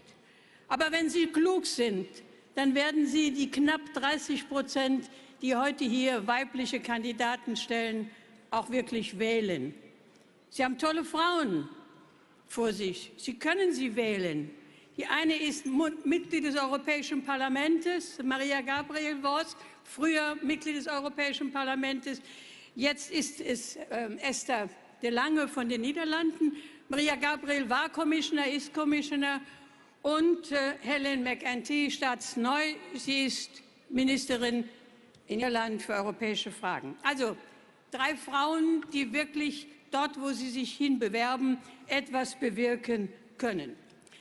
Ich möchte Ihnen heute keine Geschichten erzählen aus früheren Zeiten, das können Sie alles und wir werden uns sehr häufig wiederholen, aber ich glaube, die EVP-Frauen arbeiten jährlich an Themen, an einem Thema, das sie sich geben und dessen Ergebnisse sie am Ende ausdrücken in einer Resolution, die Sie heute auch abstimmen dürfen. Und diese Resolution in diesem Jahr war überschrieben mit Female Visions for a Better Europe. Und das werden wir heute Abend auch von der Leyen überreichen. Unser Anliegen in diesen Resolutionen, über die wir das ganze Jahr gearbeitet haben, mit 35 Vertretern aus 35 Ländern haben wir in 4 Veranstaltungen auch darüber gesprochen. Unser Anliegen sind ähnlich wie die der Jungen, es sind ähnlich wie die der Seniors, sie sind ähnlich wie die der Gesamtpartei, aber dennoch haben wir ein wichtiges Anliegen, das nicht von allen genauso ausgedrückt wird. Wir wissen nämlich, dass die Teilnahme von Frauen an Wirtschaft, an Gesellschaft noch immer gesteigert werden muss. Und helfen Sie bitte mit, da wo Sie immer das Sagen haben oder wo Sie sich das Sagen nehmen. Denn ohne Frauen ist kein Staat zu machen. Bitte denken Sie immer daran. Ohne Frauen ist kein Staat zu machen, es ist aber auch keine nachhaltige Wirtschaft ohne Frauen zu machen. Und es ist auch keine Arbeit im digitalen Bereich, die notwendig ist, zu machen. Und es ist notwendig, dass Frauen dabei sind, wenn wir Reformen für familienfreundliche Betriebe anleiern. Familienfreundlich heißt für Männer und Frauen. Wir denken nicht nur an uns, wir denken an die Männer auch und wir denken an die Kinder. Die Welt ändert sich, liebe Freundinnen und Freunde. Herausforderungen müssen und können wir nur gemeinsam annehmen. Klimawandel, Globalisierung der Weltwirtschaft, demografische Änderungen durch Überalterung und durch Migration. Die Antworten auf diese Fragen und Anforderungen können wir nicht mit weiter so oder noch schlimmer, früher war ja alles besser, hätten wir es doch so gemacht wie früher, wir können es doch weiter so machen. Das geht nicht. Wir halten nichts auf. Wir können auch nicht immer hinterherlaufen. Wir müssen auch einmal selbst gestalten und vorangehen. Und darum glaube ich, das braucht wirklich uns alle. Das braucht unser gemeinsames Handeln von Frauen und Männern. Und gemäß meinem Namen packen wir es an.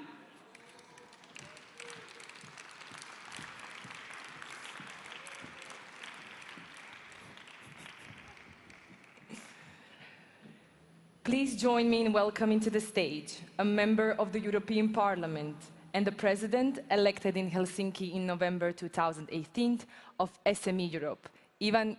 Dear EPP family, the objective of our SME Europe organization is to shape EU policy in a more SME-friendly way. I do believe it's a very important role because small and medium entrepreneurs are the most important employers in our European Union. So it means if we support small and medium entrepreneurs, we support jobs, growth and prosperity. And to support SMEs, it means to support that our market mechanisms really can freely operate in practice. Also, it means that our internal market works in reality. So far, our members cover more than 300,000 SMEs in Europe. Since 2012, when we established our organization, we organized more than 9,000 events and in many European countries. I'm very happy that SME Europe is so active part of our EPP family, because really jobs, growth and prosperity depend on the prosperity of SMEs. Neither socialists, neither liberals, neither extremists can have such organization which is focusing on the prosperity of SMEs. And we want to go further. We have prepared so-called position paper, and our ambition is that it will be not only our priority within our EPP family, but it will be the priority also of new established European Commission. Because SMEs is still the crucial part of our life. We would like to fight for better life of SMEs, for better jobs, and thus better life of all the citizens. Thank you very much indeed.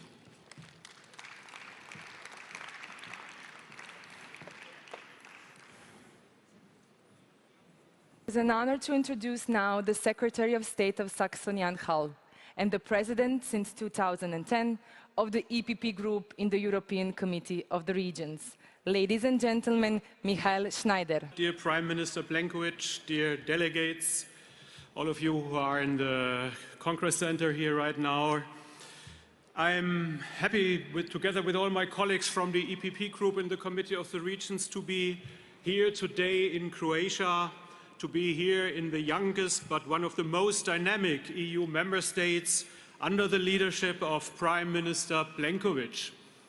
This morning, during our EPP COR local dialogue here in this arena, we have heard about the Croatian investment success stories, and after that local dialogue we have visited an EU-funded project in the neighborhood, in the municipality of Zaprešić, led by our EPP COR Mayor Turk. This was a small but nevertheless important example of the visibility of the European Union in regions and municipalities via the investment by structural funds. Dear EPP members, in the EU there are over 1 million local and regional elected politicians institutionally represented in Brussels by the European Committee of the Regions. In a European Union facing a growing lack of trust and of ownership from the people, I want to share with you 3 commitments on behalf of all EPP regional and local leaders. Firstly, as a united EPP, we want, with our work, to strengthen the trust of our people in the EU and in the EU model of democracy. We count on President-elect Ursula von der Leyen when she said, and dear President, I hope I may quote her, she said, "Our union's democratic system is unique, bringing together directly elected parliamentarians at local, regional, national and European levels with elected heads of state of government." End of quote. Secondly, as a united EPP, we commit to bring concrete results to people's lives in our work.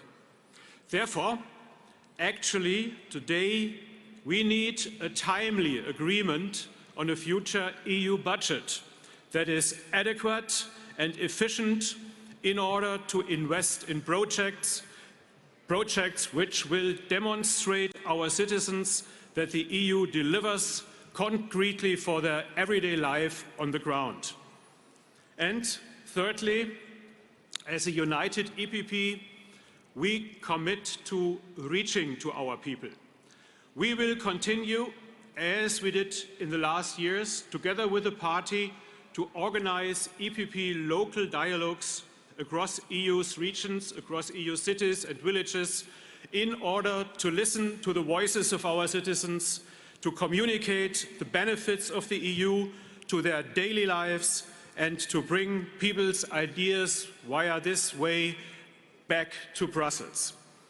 Dear EPP members, I would like to thank President Daul, as I already did this morning, he heard it before. I would like to thank President Daul for his strong guidance during his mandate. Dear Joseph, you have kept our EPP family united and committed to the values of freedom, subsidiarity and solidarity. And I am convinced, together with my colleagues who are here, that the EPP family, under President Tusk's leadership and under his vision, will reinforce our unity and will strengthen the trust of the people in the EU. And that's what we need today. Dear Mr. Tusk, on behalf of all EPP regional and local leaders, you can count on us. Dear friends, I want to conclude. The future will show that only working together as a united EPP family, with the people and for the people, we will make our citizens feel Europe, see Europe, and finally be Europe. Thanks a lot for your attendance.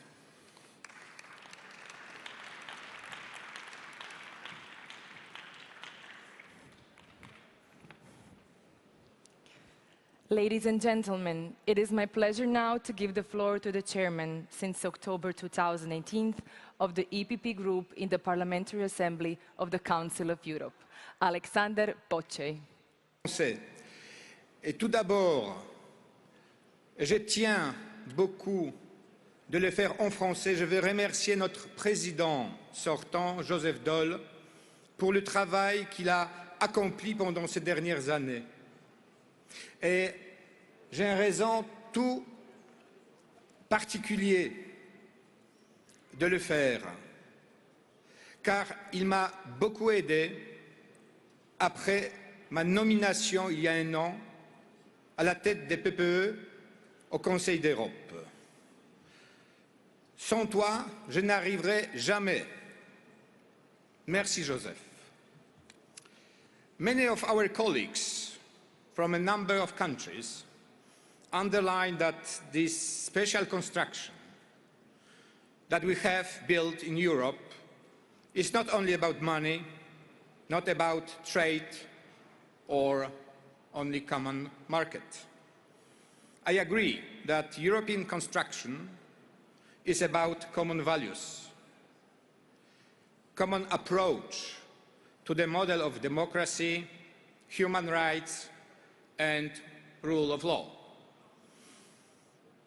Unfortunately, among so many countries, there is a different approach to the definition of these values. And if we want to achieve, we must have the instruments to do so, to harmonize. And indeed, we have an instrument to harmonize this approach. This instrument is Council of Europe. 70 years ago, at the time of appointing the Council of Europe, the death penalty applied in most of the countries. In today's Europe, the death penalty no longer applies. In this area, impossible has been accomplished. Council of Europe, by the European Court of Human Rights, directly affects the legislation of individual EU countries, leading to the harmonization of our laws on the continent, and of course not only in the EU, all over Europe. This precious instrument needs economical help from all governments, and hereby I call you all to do everything what is necessary to save Council of Europe. Since 10 years, the Council lost 12% of its staff, and soon will be unable to carry its statutory obligation if we don't react. And we must react quickly.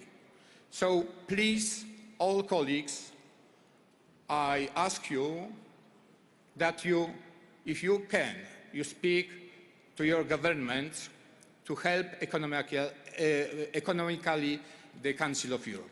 Thank you very much.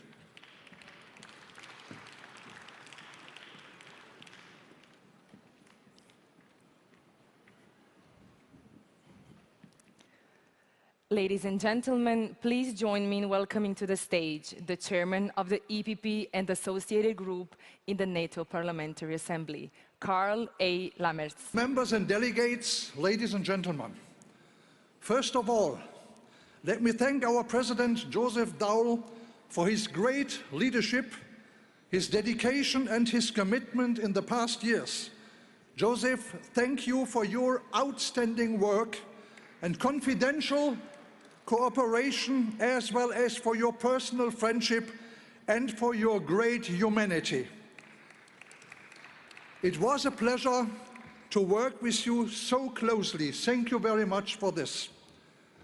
Ladies and gentlemen, it is my honor to deliver to all of you today the message of all EPP and associated parties, the majority group in the NATO Parliamentary Assembly, as chairman of this group.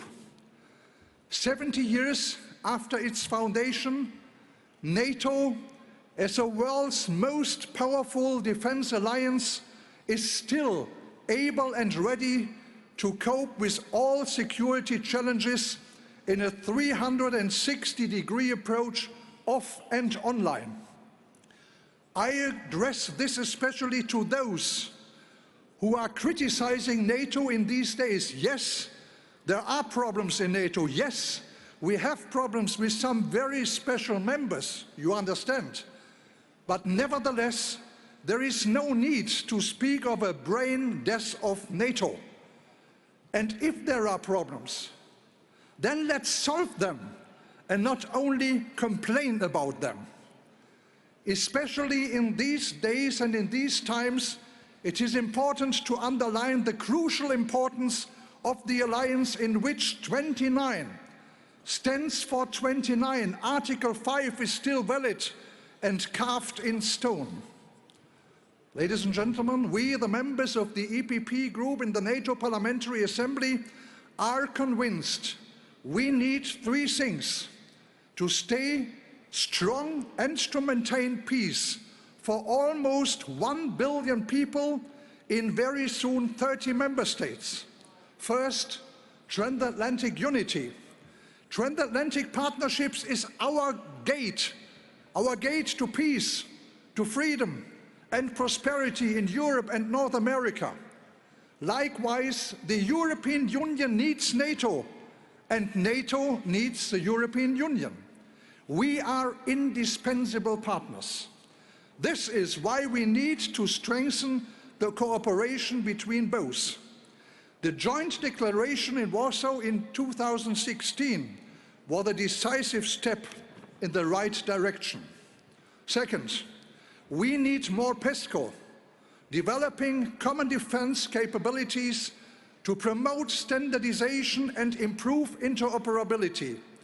This does not mean any competition with NATO. Rather, it's in both interests. And howsoever Brexit will end, it is in the EU's great interest to enhance the relations with Great Britain in terms of security.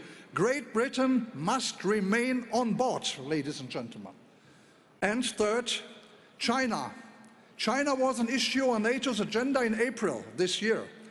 It will be on the agenda of the leaders' meeting in London in 2 weeks, and also a top priority when Germany takes on EU presidency next year.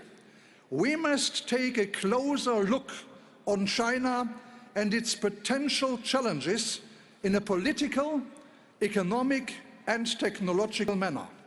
Let's prevent to get in greater dependence and think about how we could better align our approach regarding China in order to not jeopardize our unity and strength. In the light of the huge security challenges we are facing, let us strengthen the cohesion between NATO and the EU. That's important. Ladies and gentlemen, I'm sure that we, as NATO Parliamentary Assembly, will cooperate very confidentially with our future President, Donald Tusk, and of course, with our Vice Presidents and with our Treasurer. Thank you very much for your attendance. Thank you.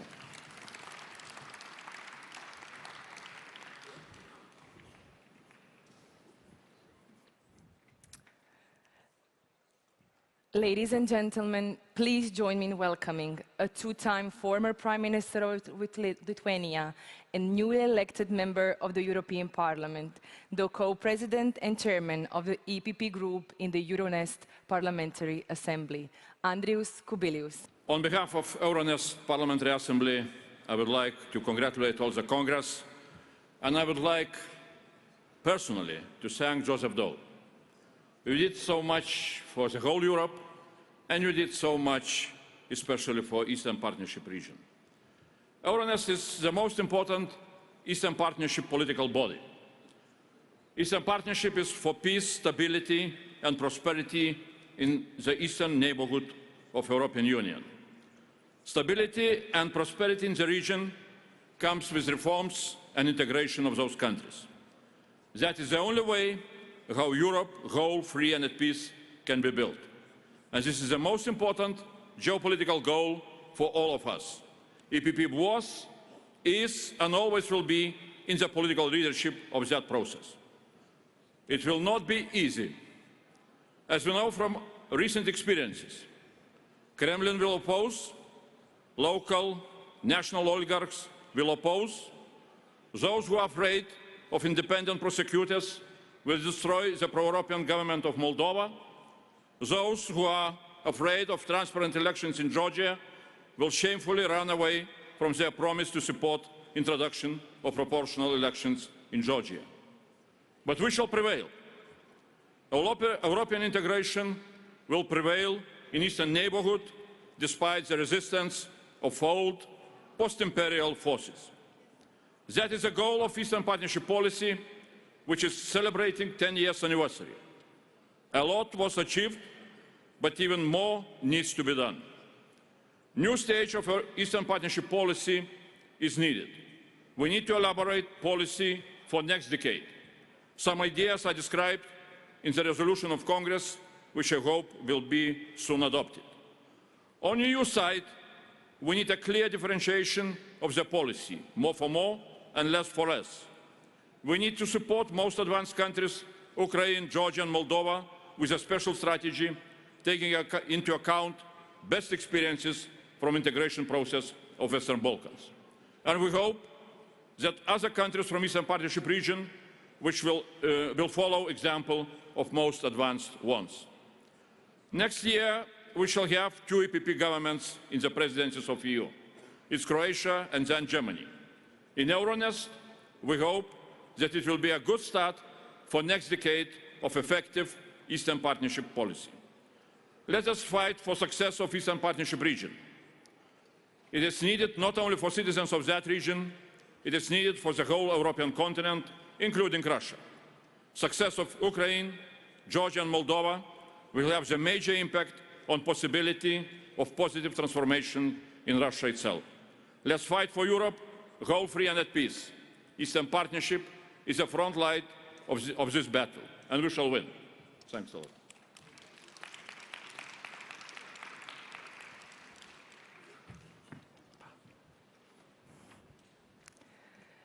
Ladies and gentlemen, it is my pleasure to introduce to you a President of the Parliamentary Assembly of the Organization for Security and Cooperation in Europe, George Tsereteli, or as many of us know him, Gigi.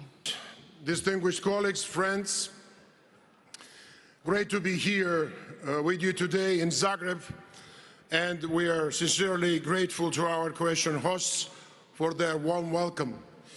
I would like to wholeheartedly thank President Joseph DAUL for his guidance, personal commitments, his engagement, and steadfast support. I'm proud to represent today a group of dedicated leaders, members of our political family who are leading most important activities in the OSCE Parliamentary Assembly. One of the biggest parliamentary associations with 57 members, with the 57 member countries stretched from Canada to Russia. Our assembly is visible on many fronts. Just to mention a few, leading election observation missions, like very recently in Belarus, led by our group president, Margaret Sederfeld from Sweden, and also from the active work of our committees, special representatives, working on numerous priorities through field visits and parliamentary diplomacy, strengthening partnerships with other multilateral organizations and, of course, in Central Asia, in Mediterranean, and across the Atlantic.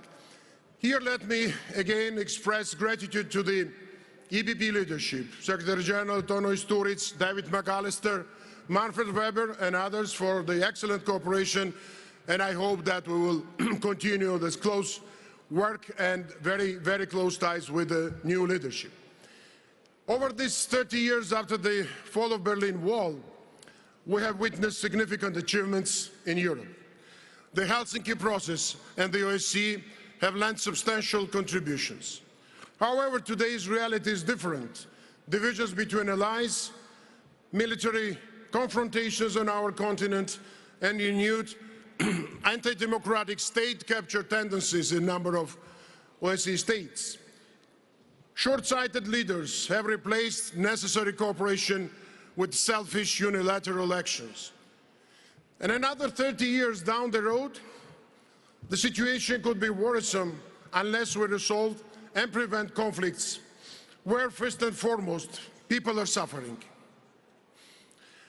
What has happened in Georgia, in Ukraine, in Moldova, and other places show a lack of effective deterrence measures against Russia's aggressive policy and hybrid warfare. In Ukraine, despite some steps to disengage, in pilot areas the situation remains extremely grave from a humanitarian perspective.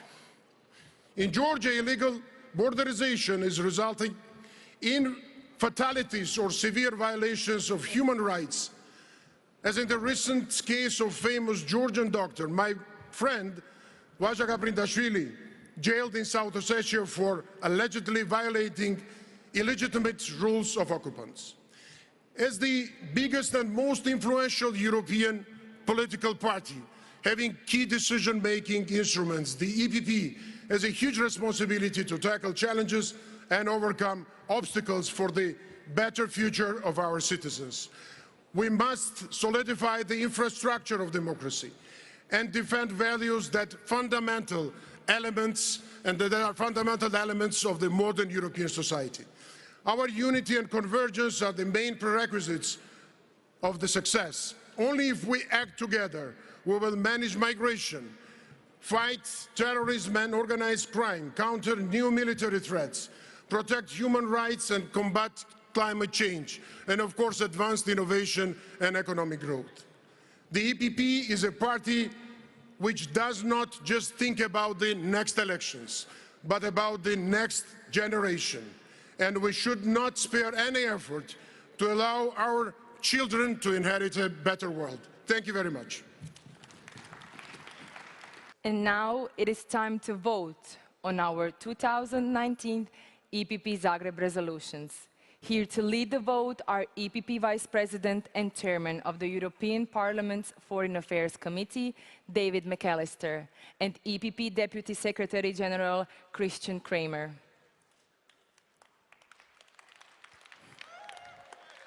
Friends, dear delegates, a warm welcome from our side. And first of all, let me underline, all those delegates who are now in the Assembly Hall are the true heroes of this party Congress. Thanks for being here. And all to all those delegates who are still outside, waiting to cast their vote, they can come back inside because we have some work to do now. We've got exactly 20 to 25 minutes time to get our resolutions done. So it's time to vote on our 5 ordinary resolutions and the 5 draft emergency resolutions that have been handed in. Please have the respective documents ready so we can proceed in an organized way. We will start with our ordinary resolutions. I will just briefly remind you all of the key topics which cover all papers. I understand you have read them all and you know exactly what we're talking about. So let's start with the first resolution. The draft ordinary resolution number 1 was tabled by the youth of the EPP and deals with the important topic of closing the VAT gap.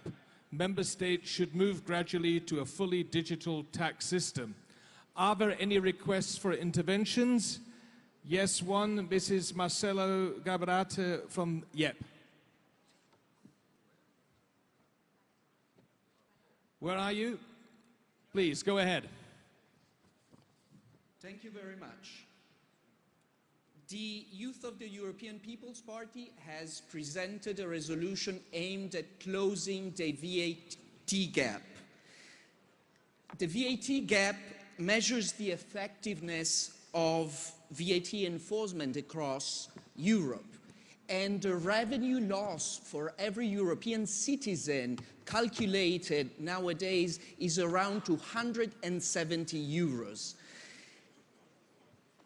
Carousel fraud is something that regards every country in Europe and is the biggest tax evasion scheme that the world has ever faced. That is why the youth of EPP is proposing to close the VAT gap by further investing in tech-based tax collection. And it's not something that every country can do on its own. It's something that we have to do together because it regards every one of us. So I hope everyone here will support this. Thank you very much. Right, thank you, Marcelo from the YEP. Are there further requests to speak? That is not the case. Then I would suggest that we now vote on the draft resolution number 1. Who's in favor?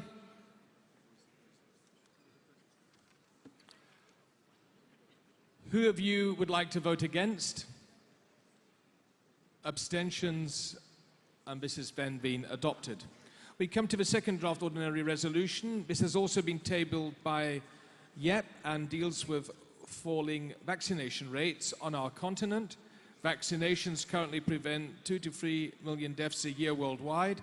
We would like to reach 95% vaccination rate in the EU for diseases for which a safe, inexpensive and effective childhood vaccine is available. The paper is also accusing the negative influence the social media campaigns have on vaccination. So, who would like to take the floor? We have one request to speak, Christina Balaska from YEP. The floor is yours. So, thank you very much. We bring this resolution forward in order to address an issue that consists a major threat to public health for countries across our whole continent. The rise of anti-vaccine movements and the disinformation that has been possible, especially during the last years with the use of social media, has resulted to an alarming decrease of vaccination rates worldwide. Even 4 European countries are no longer declared measles-free. We believe that this issue needs to be addressed on a European level. Political commitment across every member state is fundamental, and we have to commit ourselves to achieving high immunization rates. And for this purpose, we also propose that a fact-based European-wide campaign is run in order to increase public awareness to the benefit of public health. I really hope that all of you welcome and support this resolution. Thank you very much. Thank you, Christina, for your contribution. Further requests to speak? That is not the case. Then we can once again come to a vote. Who's in favor of this draft resolution? Please indicate. Who's against? Abstentions, and this has also been adopted. Our third draft ordinary resolution was tabled by the DPA from Albania and deals with the worrying situation in this country. We stand by the Democratic Party of Albania in its efforts to address the European aspirations of Albanian citizens. Reforms are definitely needed for the country to move forward on its path on EU integration. Who would like to take the floor? We have no request to speak, so we can immediately move forward and vote. Who's in favor of this draft resolution? Against? Abstentions? Adopted. The fourth draft ordinary resolution was tabled by TS Elkide, Lithuania, and covers the following topics: the 10th anniversary of the Eastern Partnership, for which we reiterate our support; then a new flagship initiative, the so-called Trio Strategy 2030, that could deepen the integration between the EU and some of the EU-associated countries.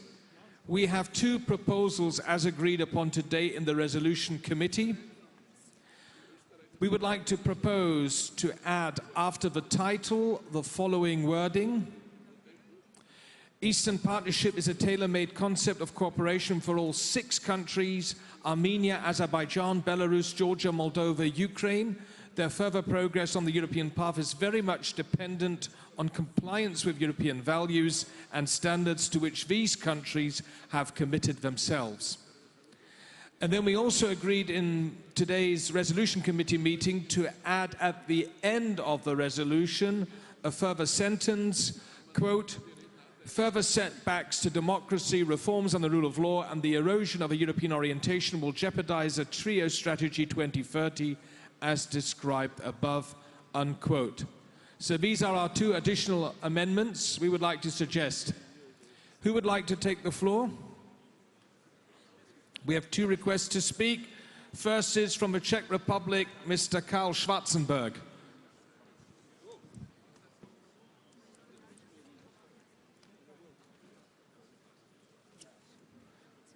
Karl Schwarzenberg, where are you? Okay, he's on his...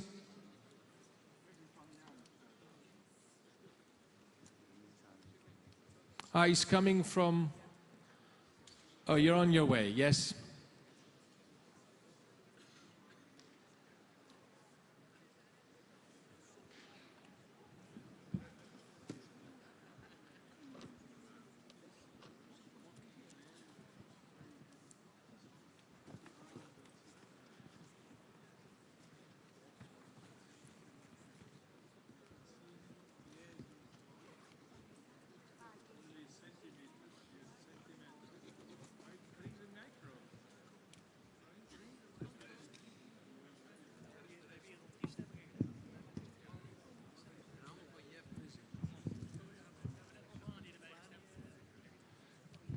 Excuse me that I let you wait, because due to my health, I need some time to approach.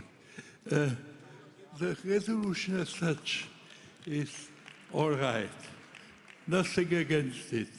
But there is no need for the Eastern nations of new institutions.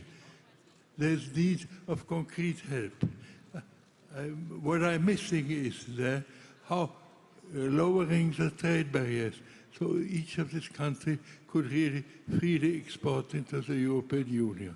And that is more important than new institutions. Second, the resolution speaks about the trio, which is wonderful, the countries who are more and more approaching democracy, and some became really democratic. But there are other Eastern European neighborship countries too. Belarusia. I know that the Belarusian dictator, Mr. Lukashenko, is not according to our taste, of course, but we have the most vivid interest that he keeps his halfway independence from Russia. So we have to support Belarusia economically. Our wise predecessors in the 50s and 60s didn't cherish really the dictators Franco in Spain and Salazar in Portugal. But to prevent taking over of communism in this country, they supported them economically, so these economies developed accordingly quite well and saved those countries. So that's one thing. We have to keep good relations with Azerbaijan, which is one of the most important countries supporting us with gas and oil. And we speak about in Troya about Georgia. It's very nice with all the words of support for Georgia, but I realized that since the war ended, there was a creeping occupation, annexation of Georgia land, which was going on even after the end of the war. I never heard a voice of protest in Brussels or of our country. Please keep this in mind, that there was a progress of Russian occupation in Georgia. And one of the states of the European membership is Armenia. We must understand Armenia. If you have neighbors, Turkey and Azerbaijan, the only ally possible is Russia. And so that explains to us many of Armenian politics. But this country needs our support. And I would ask you very much to support Armenia too. Thank you very much.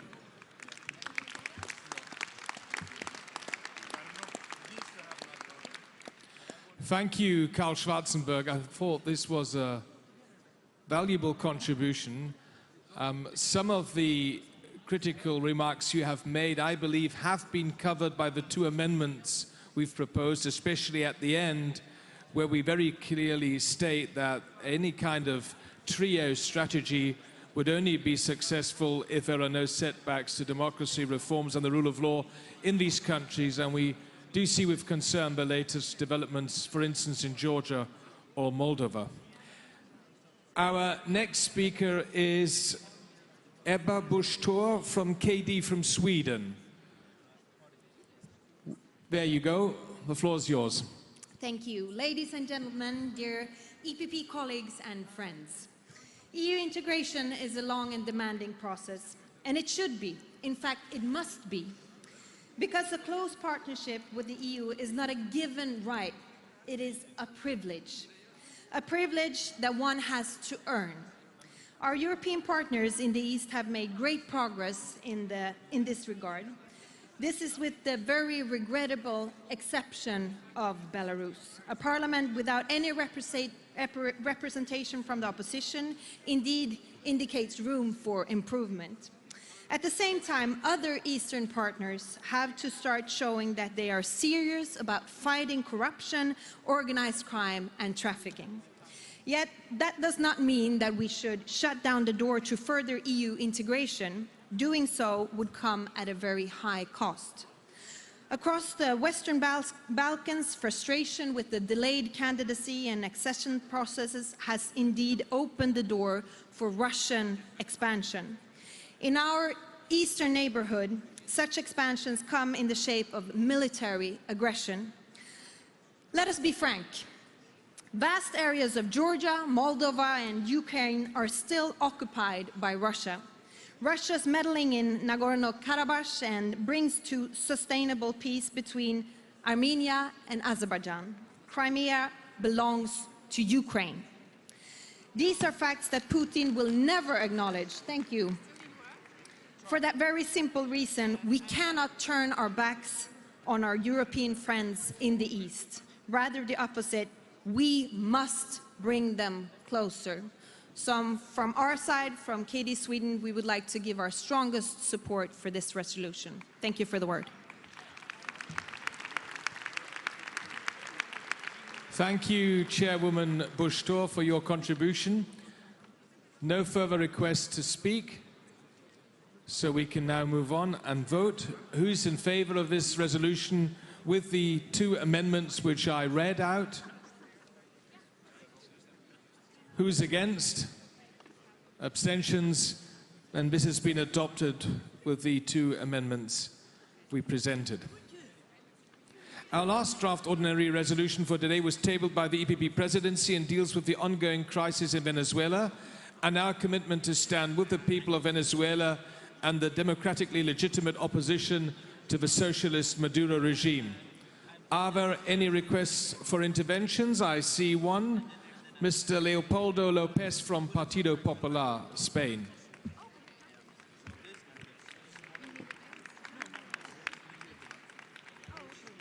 Mr. Chairman, friends, Venezuela, a country that enjoyed peace and prosperity 20 years ago, has fallen into the destructive hands of the Castro communism, a new force called the 21st century socialism. Then, the country had 28 million inhabitants. Now, almost 5 million have migrated in the last 3 years. And according to the OAM and the United Nations, it is expected that by the end of the next year, 1 out of every 3 Venezuelans will have migrated, leaving the country. The worst migration crisis the world has today. 30,000 citizens have been murdered by violence in the last year. Venezuelans, democratic Venezuelans are grateful to the European Parliament, particularly to the EPP, for the present solidarity, the recognition of the legitimacy of the President Juan Guaidó, and the sanctions provided in the last actions. We must, once more, show our full support to the valorous fighters of freedom and democracy in that country by passing this resolution. Thank you very much. Muchas gracias. Thank you, Mr. Lopez. No further requests to speak, so we can now vote. Who's in favor for this resolution? Who's against? Abstentions? This has been adopted. Now, ladies and gentlemen, dear colleagues, I would like you to vote on the draft emergency resolutions that were discussed in the resolution committee this morning. We have changed some of the resolutions. We have decided to amend them, so I would like you not only to vote on the resolution but also on the amendments which were adopted this morning in the resolution committee.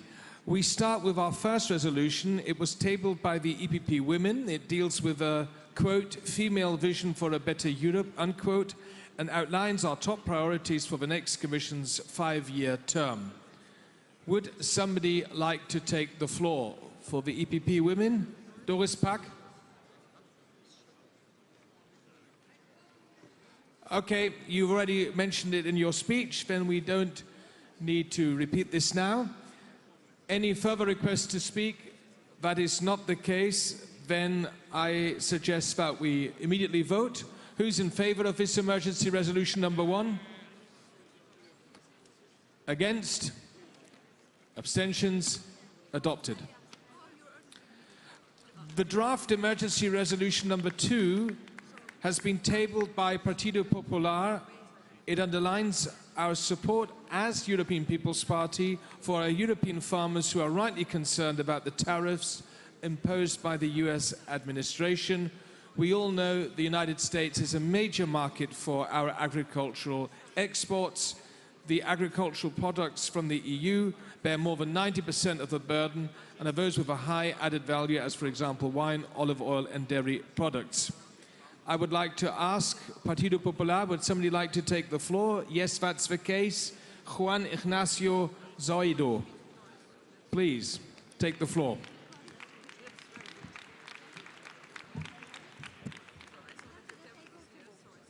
El propósito de esta resolución es mostrar un frente unido en la defensa de todos los agricultores y ganaderos europeos.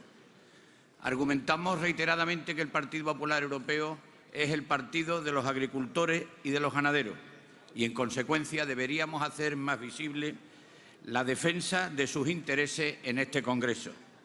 Los aranceles impuestos por la Administración de Estados Unidos después de la OMC no es una amenaza inminente, ya es una realidad. Las empresas de toda Europa están perdiendo contratos por valor de millones de euros y miles de puestos de trabajo están en riesgo. Desde la perspectiva española, esto también plantea un problema social muy preocupante para muchas zonas rurales, en especial de Andalucía y de Castilla, que dependen de los empleos agrícolas y de las exportaciones a los Estados Unidos. Sabemos que la situación es similar en muchas de las regiones de toda Europa. Nuestros eurodiputados y líderes del Partido Popular han participado en numerosas reuniones sobre el terreno con los sectores más afectados, con esos agricultores y sobre todo con los representantes también de la industria. El mensaje principal que nos han trasladado siempre ha sido el mismo: la eliminación de los aranceles, porque es esencial para evitar la ruina de una parte importante del sector agroalimentario de la Unión Europea. Es posible que también necesiten medidas de apoyo excepcionales, dadas las circunstancias difíciles por las que están atravesando, pero coinciden en que no quieren subsidios ni tampoco soluciones a corto plazo. Simplemente exigen seguridad jurídica y unas normas de juego que le permitan seguir exportando y seguir siendo competitivos. Por tanto, nos gustaría instar a la Comisión Europea a negociar con los Estados Unidos para encontrar un compromiso alternativo que conduzca al fin de los aranceles de la forma más rápida posible. Muchas gracias.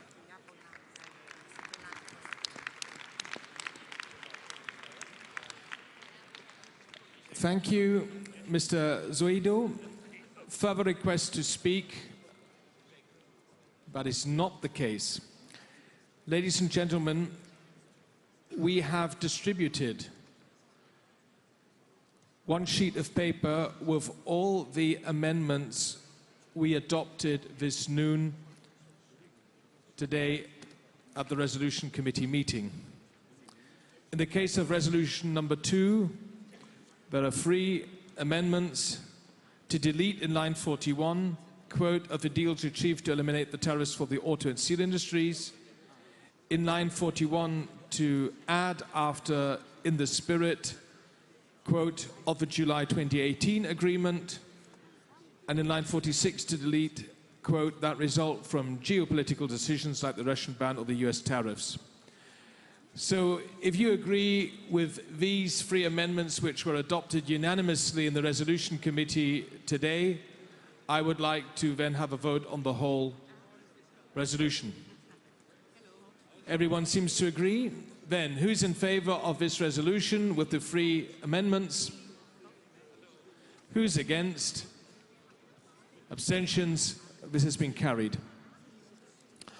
Our next resolution, emergency resolution draft, has been tabled by our hosts, the HDZ from Croatia, and it deals with the necessity to bring the European accession perspective for the Western Balkans back on the table.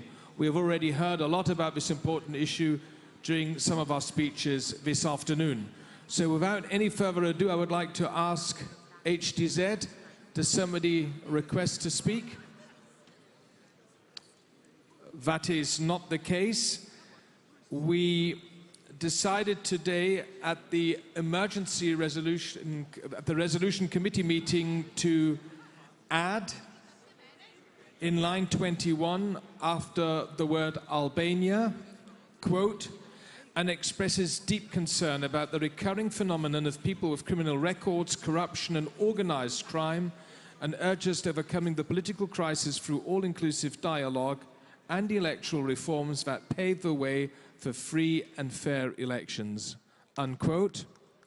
And then in addition, in line 81, after the words the judiciary, to add, quote, as well as the protection of human rights, including the rights of minorities and property rights, unquote. So these are our 2 proposed amendments to this resolution. If you all agree, we can now vote. Who's in favor? Against? Abstentions? This has been adopted. Our 4th emergency resolution has also been tabled by the HDZ. It deals with the demographic challenge Europe currently faces. It underlines an analysis by Eurostat which highlights that over 25.5% of the rural population is at risk of poverty or social exclusion. I once again would like to ask HTZ, is somebody willing to take the floor? This is not the case. We have this noon, decided to amend the resolution with the following amendments. In line 36, after the word projects, to add cultural and linguistic. In line 84, after people, to add in the places where they live. In line 84, after people, then additionally to add 2 new bullet points. 11A demands that EU member states strengthen platforms for intergenerational dialogue in order to secure the best possible models of cooperation between younger and older populations and to develop a maximum of opportunities for lifelong learning to optimize the skills of workers across all age groups. And bullet point 11B calls upon the politically responsible EU institutions and national governments to invest in the rapidly growing silver economy to the benefit of all generations by creating economic growth, innovation and new jobs, unquote. Any comments from your side, dear delegates? That is not the case, then we can proceed and vote. Who's in favor of this resolution with the read out amendments? Who is against? Abstentions? This has been adopted.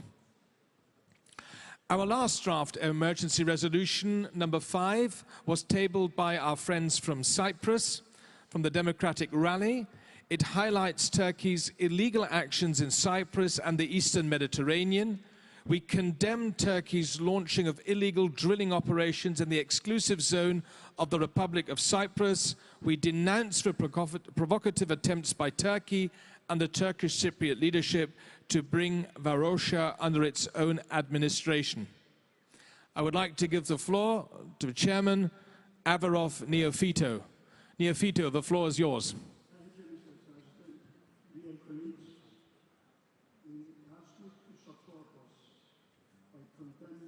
The Turkish illegal drillings in the exclusive economic zone of Cyprus and the Turkish attempts to bring the city of Varosha under their illegal administration, an action that violates the relevant UN Security Council resolutions on this matter. Finally, with this resolution, we ask you to support the efforts of President Nikos Anastasiadis for the resumption of the negotiations at the critical meeting that will take place in Berlin this November 25th. Thank you for your support.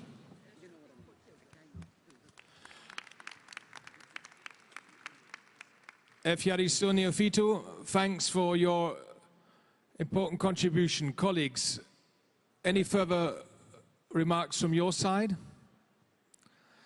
That is not the case. Then let me inform you that in the Resolution Committee meeting this noon, we proposed one amendment to delete the lines 49 till 53 and to adopt the rest of the resolution as it stands.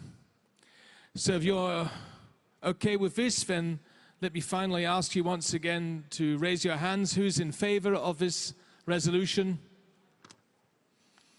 Who's against?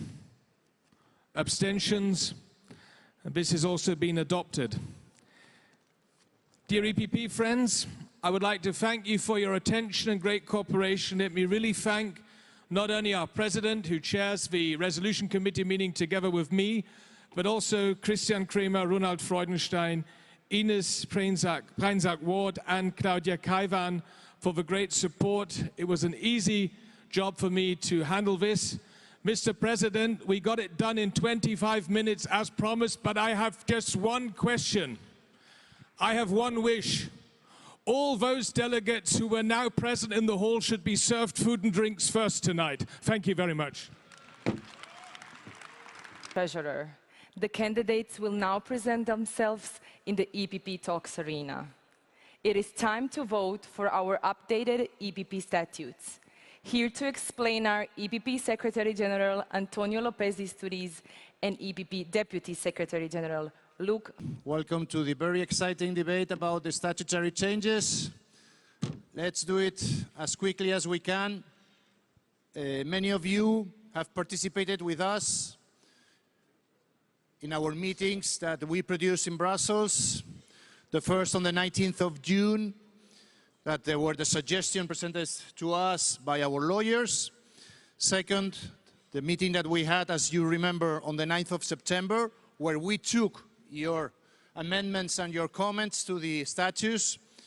I just have to remember you also that on the Political Assembly on the 14th of October, the internal regulation was approved by a large majority, but we have to today vote for the amendments for the bylaws. Before I give the floor to Luke, who will explain details about the statutory changes, let me tell you 4 points, 4 blocks that we are voting for. First, adaptation to the new Belgian Trade Code that has entered in force on May this year, which obliges us to make some changes before 2023, so we are on time.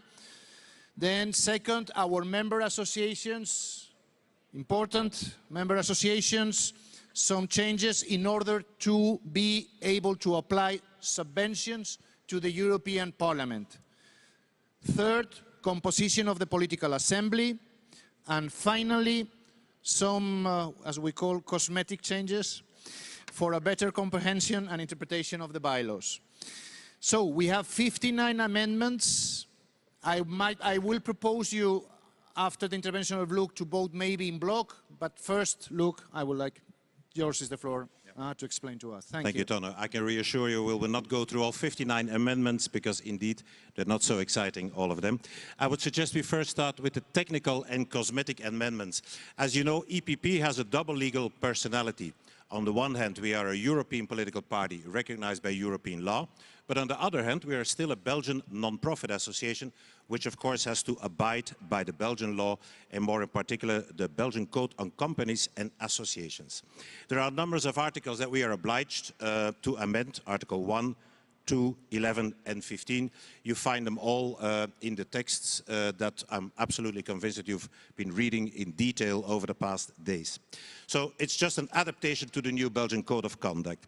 Then some changes in wording where we changed EPP into association. And then in Helsinki we extended the mandate of the current presidency until this Congress. Normally, the presidency is elected for 3 years, but in Helsinki we decided to extend it with 1 year. We approved that and written that into our statutes. Of course, this will have to be deleted. So this is a chapter of technical and cosmetic amendments. Then our member associations. In the framework of deregulation, the European Parliament imposes upon us again a new rule, that we have to incorporate the associations into our statutes. If not, we are not able to provide them anymore with subventions. Not only the associations, but also the Robert Schuman Institute, as you know, and Doris Pack, as chairman, is very active on that aspect. We generously support the Robert Schuman Institute, who are doing a great job. But of course, in order for us to continue this, we had to adapt our statutes. We have to name the associations in our bylaws, also regulate our relation vis-à-vis them. For the Robert Schuman Institute, we had to invent a new category, and we came up with a very creative title, Associated Entity. So as from now on, the Robert Schuman Institute will also be incorporated in our statutes as Associated Entity, and they will be entitled, and they have been entitled, to nominate 2 representatives here in the Congress and 1 representative in the Political Assembly. Then we stumbled over the past year upon some imperfections in our statutes with regard to the composition of the political assembly, some voting procedures in the presidency and in the political assembly.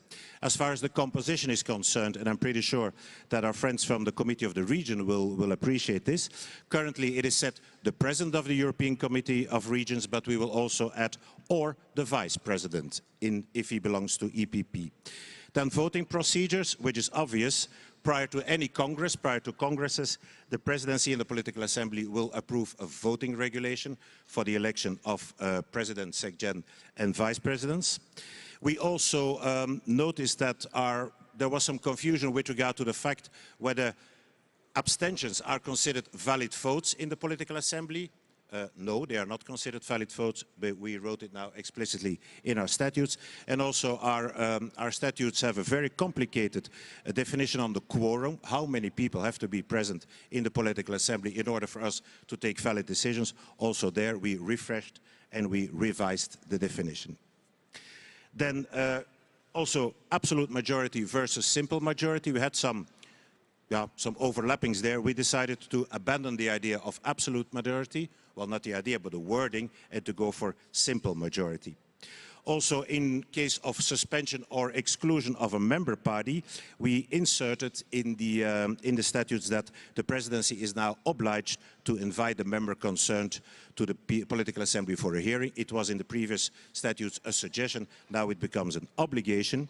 And in case of resignation of a member, obviously that resignation should be notified in writing to the presidency. Tono, this was the 59 amendments in a nutshell. Yeah. I think we can go for the vote now. Good. Thank you, Luke. So, ladies and gentlemen, I propose to you to vote the amendments in block. Is someone against? So, please show your voting cards. Yeah. In favor of the statutory changes? Great, thank you. Against? Abstentions? That is not the case. Thank you very much. This is the kind of votes I like. Yeah. Good. That's it. Thank you. Debate. Western Balkans and the EU. Common challenges and shared responsibilities. Here to tell us more is our moderator, the Secretary General of the Regional Cooperation Council, based in Sarajevo, Majlinda Bregu. Here we are. Good evening to everybody who will be attending the panel that I'm glad that I'll have the chance to moderate. And I'm glad even for a reason which is quite important. At least during the last 6 months, in all the panels that I have participated, I was the only woman. And as you know, as the saying goes, men of quality do not fear equality. So I'm pretty glad that today you'll have the chance to hear from distinguished ladies about the challenges of Western Balkans, the relations with the EU, and what I like most in the title is the shared responsibility. From January this year, for all of you that do not know me, coming from the Albanian politics, being a Minister of European Integration for almost 7 years, then again in Parliament, so almost 15 years dealing with EU integration of the region and my country. But from January this year, I'm chairing the Regional Cooperation Council, which is the organization that takes care, an international one, on the cooperation among 13 countries of Southeast Europe, but especially with focus on the Western Balkans, 6 since the Berlin process. So, I would start now by inviting one by one the distinguished ladies that will be with me in the panel. Dubravka Šuica, MEP, European Commission Vice President Designate for Democracy and Demography, Vice Chairwoman, I should say, yeah, of the EPP group.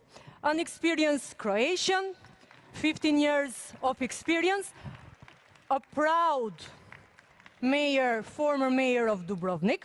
So here we have the lady that is from the host country as well. And Madame Šuica has quite a challenging portfolio, which is shaping the EU together with the citizens. And I wish you good luck on Conference for the Future of Europe in 2020. Thank you. Now I will welcome one representative of the young generation from the region. Amila Karacic, Deputy Program Director, International Republican Institute, Bosnia and Herzegovina. Amila is a positive example of an energetic young generation from Sarajevo, where my head office is. And she has worked on women political empowerment and increased the political participation of youth.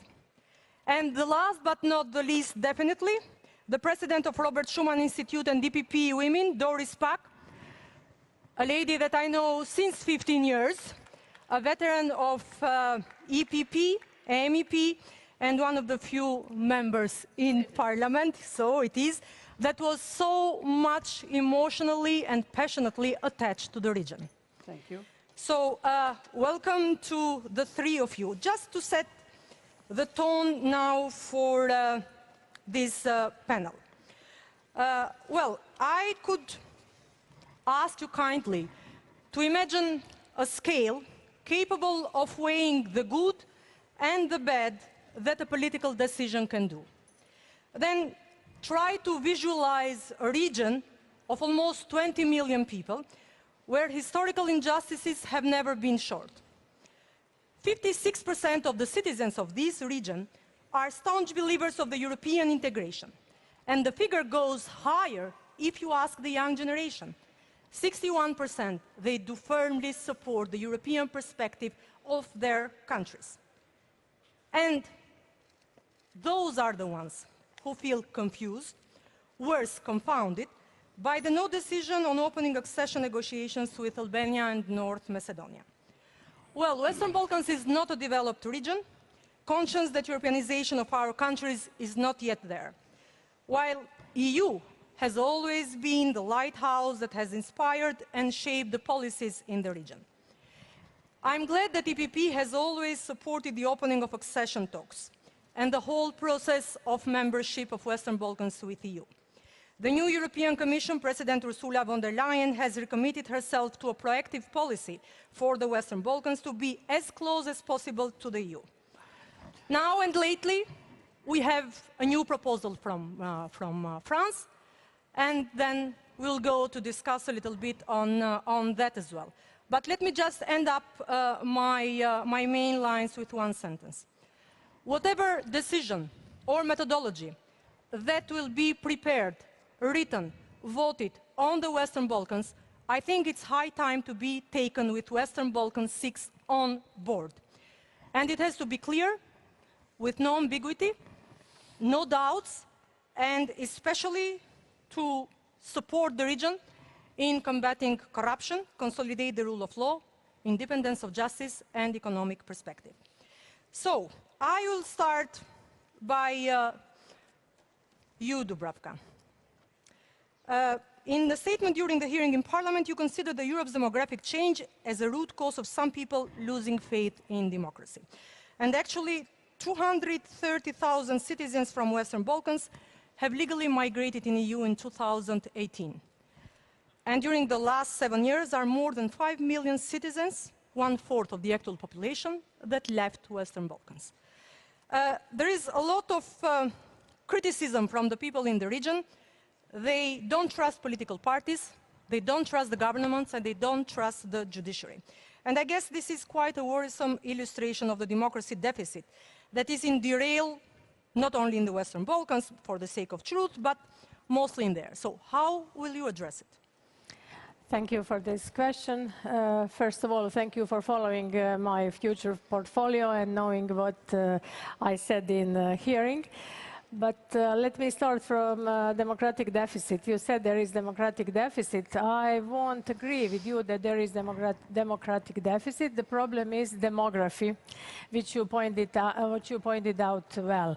Demography and demographic change is the problem nowadays. So people start blaming democracy for this phenomenon, which is demographic change.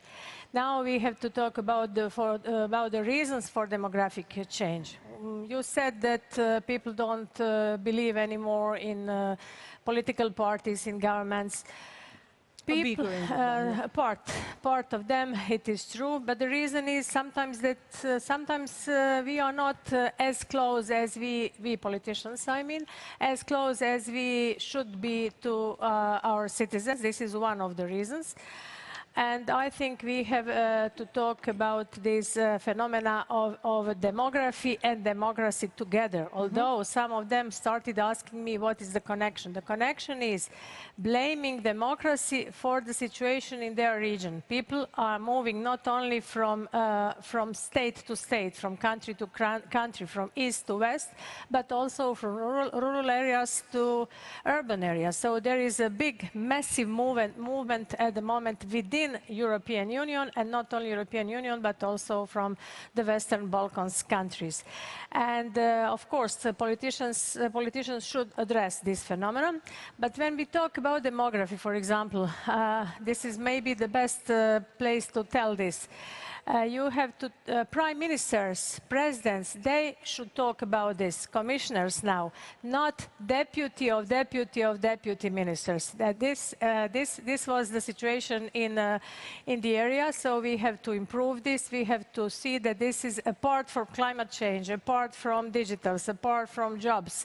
We have to see that demography is one of the key problems, and you can't nowadays make any economic analysis, any economic plan if you don't take into account demographic change, and if you don't take Eurostat or Balkan, I don't know the name of the statistics. If you Balkan Barometer. Balkan Barometer. If you don't take this into account, you have to take this into account, and then you can predict the future. So the problem is real demography, I'm sure. But if these countries were allowed to open the negotiations, the situations would have been different, and your percentages would be different. I'm completely sure, without any analysis. So people are looking forward to European Union, people are looking forward to European integration. I may witness from Croatian position. As you know, Doris might know very good the situation in Croatia. We used to negotiate 2,096 days, which was a long, long period of negotiations, but we managed. Nowadays, when you look 6.5 years later, how we go on with our economy, with the problems we used to have in Croatia, you'll see that we are increasing, and this is the pattern we can share with our neighbors, especially with North Macedonia and Albania. But I have to highlight here Bosnia and Herzegovina, which is our first neighbor, and we want to help Bosnia and Herzegovina, and we want to see them on board, and we'll do our best to help them. Thank you very much for the message, which is actually true. So everybody should be vocal on this demography deficit in the region. But yeah, democracy deficit as well, I would say. So I'll pass the floor to Amila now. Amila, you've been studying abroad, and then you decided to come back in Bosnia and Herzegovina, which it doesn't look the trend that the region is facing. While still 21% of Western Balkan population are young persons, the situation is quite gloomy because 35% of the youth are unemployed. And this is the double unemployment of EU. And 61% of them would like to live and work abroad. So what do you think is the main reason that young people are increasingly thinking to leave? Is it only unemployment? Thank you.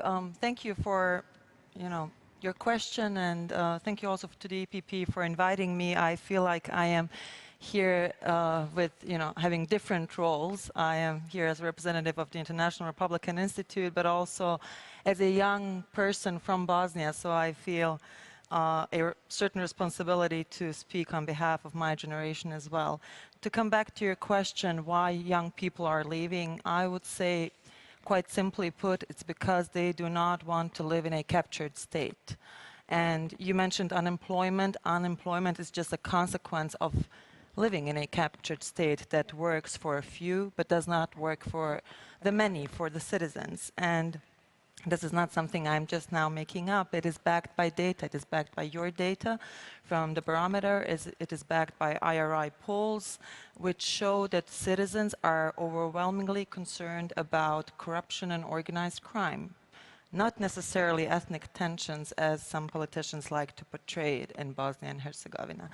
But, when you look at the background of those who are leaving and those who have left, sure enough, there are those who leave because they want to survive, because they were not able to find a job in Bosnia and other countries in the region.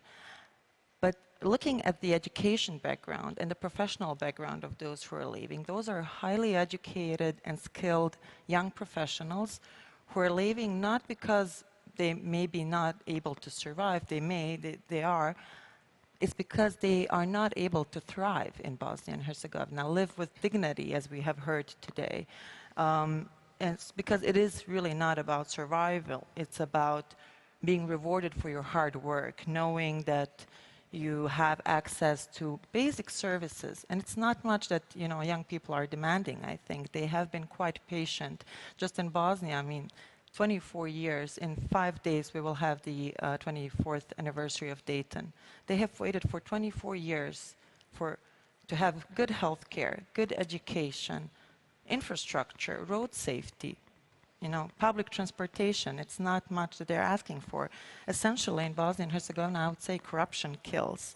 But, I don't want to paint a too dark of a picture here, and it's not all negative. I think that there are some very positive examples, and I work for an institute that on a daily basis engages with young people, from activists to members of the civil society, and also young political leaders. And frankly speaking, they give me hope. I would also echo what U.S. Special Envoy to the Western Balkans, Matthew Palmer, said a few weeks ago in the Congress when he testified. He said that there are pockets of optimism, local actors, local political leaders who are bringing about change in the country. Sarajevo Canton is one example. North Macedonia with very courageous decisions that they made, tough decisions, but very courageous. And I think that is something that we should recognize and applaud. Well, thank you very much. And we heard as well from the video at the beginning the young lady that was saying that she was, again, thinking as the others to leave the country. So, Doris, when I just made my short introduction, I mentioned the no decision of opening the accession negotiations on Albania and North Macedonia. Actually, there have been 2 questions that have been addressed to the delegates of this Congress. And the 2 questions were, do you think that the no decision will have an effect and impact geopolitically the region? And another one on the reforms impediment. So do you think that the no decision of opening the accession negotiations will make the reforms harder to move on and to be achieved? And the majority responded that they strongly agree that this might happen.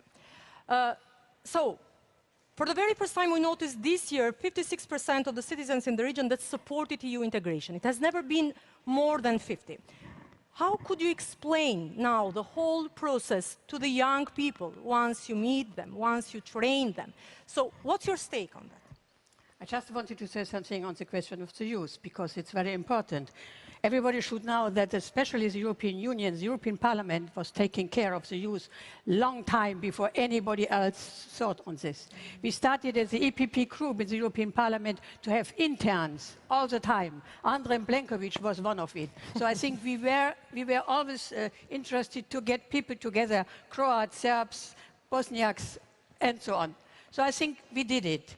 We did it also with our programs. I was rapporteur for Erasmus all the time. I was rapporteur for the last Erasmus Plus, and we always opened our education and youth programs for the people, young people of the Western Balkan, so-called Southeast European countries. Otto von Habsburg is always furious if he's listening Western Balkan, so I am still following him. On the other side, as you have seen on this wall, see, I am president of the Robert Schuman Institute, and we are working in the region. I was just in Albania. 2 weeks ago, I was in Kosovo with the Robert Schuman Institute. I was in North Macedonia. So we are working with the young people to bring everybody, bring them together, to give them at least some tools, some interested things to think not to leave the country. So this is very important. This is one part, and don't forget the Konrad Adenauer Foundation is always in the same field working with us. But there's one medal, we help. But as you said, the young people are leaving, even the best skilled one, also because they don't have a job. And the jobs will not come as long as the justice system in the region is as it is. Yes. If you are not sure of investment, then I think they will not come. So this, it is a win or a lose-lose situation, and therefore I think politicians should look on this. But as you said, we have to think on the situation which we face there. 5 years ago, 6 years ago, Angela Merkel started to have these Balkan summits, at least. Because a long time we let them alone. And democracy, if we are not taking care of it, it is not flourishing. And if we are not really strongly saying to the politicians, what you are doing is false, what you are doing is not based on European values, then we lose a moment. And the people, normal people, they are suffering under nepotism, under corruption. They ask me, Mrs. Park, why the European Commission is not telling this also as loud as you do to these local politicians. Unfortunately, they have been elected. That is a big problem we have. And we had the Balkan Summit, which was great. And one of the results of the Balkan Summit is this famous European youth organization, which is like the German-French youth work has been created. I was at the beginning with it. So we bring people together also because we need reconciliation in the whole region. But what we need also that there are really results. The last Balkan Summit, they spoke a lot on education, and they spoke a lot on economy and trade relations. But the people don't see anything. They don't see the transport question solved. Not at all. To come from Banja Luka to Sarajevo, who is doing it? Me and you. But normal people are not going from there, and not from there. So I think it's only one example. We need facts. We have a lot of words. We have a lot of nice words. And sometimes too nice words, too diplomatic words that the politicians in the region do not understand. And if we now see that this situation is now even worse because everybody expected to at least to start the negotiations, can you imagine Northern Macedonia? In this time it was not named like this. It has candidate status in 2005, even before Croatia. And where they are now, at least they managed to solve a problem for them and for us, which is due to the fact that we have the anonymous vote in the council. They managed it. And what is the reward? Nothing. And this is something which nobody can understand. People cannot understand. Politicians neither. So I think, and if we look to the other situation, Albania, we cannot compare with North Macedonia. They have a lot of problems. Okay. But for the sake of the people, and that the people doesn't lose the hope for a better situation, and that they stay at home, we should have opened the negotiations, but with conditions. And these conditions are on the table. And I couldn't understand that Monsieur Macron and then three others didn't see this as a chance, and as a lost chance, because we are the ones who are interested that these countries in the middle of the European Union are really well structured, well working. Russia is not interested, China is not interested, Erdogan is not interested. But we leave them the room. And this is a shame, and I think Mr. Macron was not aware when he did it. He played a very special role, and after seeing what everything is now speaking on this subject, he now is thinking, oh, I have to do something because everybody wants to not being very happy with me. So he made this paper. I have checked this paper. There are 7 steps. Can you imagine 7 steps? After each step, the council has also anonymously to vote. Okay, and then if not, okay. So after these 7 steps, it is in eternity. It will never be. So we had, until now, we had a procedure. We could follow it. But I can also say, if I was listening to the so-called frontrunners, Montenegro and Serbia, what was the result? What is being better now? Is the situation in justice better? Is the situation in corruption better? Is the situation in media better? And the people say to me, nothing is happening. So I think we should give the people, if we want them to join once again, and I think Macron doesn't want it because he thinks this EU is still too big. So I think we should really be correct and stay to our 2003 treaty, which means at the end they can come. And therefore, perhaps we could find new ways, but not making it more problematic. And I don't know, some people have perhaps listened to the Stability Initiative. I think they have good ideas. Why not thinking in some way, bringing them closer to our economic area? Not forgetting that they have to continue the work on legislation, changing it. Why not? It was done in previous times in the middle 90s for some countries which joined later on the European Union. Why not trying to find a new approach? And I hope very much that we can now, with the new Commission, find a new approach, not in the way that Macron says. I think it's not feasible. And so I think we should really, do our best to give us the right answer by the Commission. Thank you. Well, thank you for always being so passionate and trying to build the rationale on how important the EU is on the Western Balkans. So I'll go back now. The President Macron said that EU is on the edge of a precipice. And now I was thinking, and I would ask that to you, Dubravka. So if EU is on the edge of a precipice, do you think that the recipe to keep Balkans at the arm's length might really help Western Balkans? No. Definitely not. But may I... Doris replied immediately. So. May I go back to this question, what Doris was saying about. I'm not going to criticize Macron, but I want to tell you that in the last council meeting, there were 2 socialist governments, not only Macron, who is liberal, but there was a Dutch government and Danish government who were against 2 socialist governments which are in power in North Macedonia and also in Albania. So there were 2 socialists against 2 socialists, which is also very, it is very important to mention this here.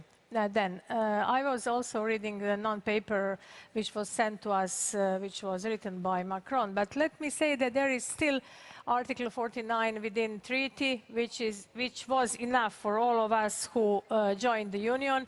I want to remind you that we were the only state after Greece which joined in 1981. Croatia joined in 2013 alone. There were always a package of countries, but we joined alone, which means this was tailor-made approach, and I think tailor-made approach should persist for other countries. So I think there is enough space within Article 49 and within the actual treaty in order to fulfill all the obligations. But maybe this is the moment when we can open the question of unanimity in the Council. Because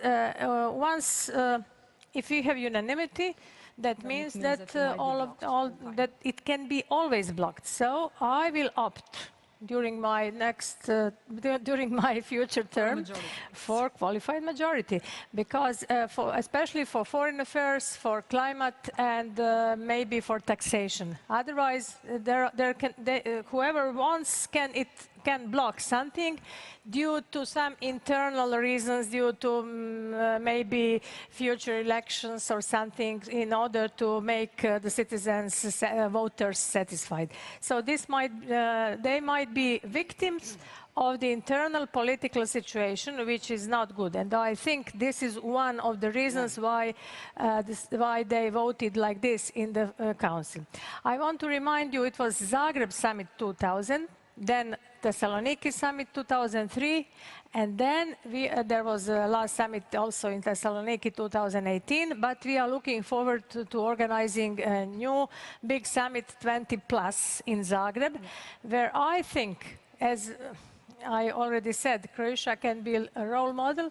We can, I hope this summit will be successful. We will try to have all countries from the region together with some European countries, European Union countries in Zagreb, and I hope we can help a lot. But before that, I think that smart people will gather once again in the Council and try to reconsider this non-decision. This non-decision was really very bad for the countries, and I'm definitely sure that it won't help anyone, that it won't help any young person to stay there, so they will get their education and then they will move forward towards Western countries. And of course, it's good. I will tell you from the Croatian example, people from Croatia also move out, but although we are European Union, but you know, there are 4 freedoms. We are very, very happy to get these 4 freedoms, but freedom of movement is also one of the best ones.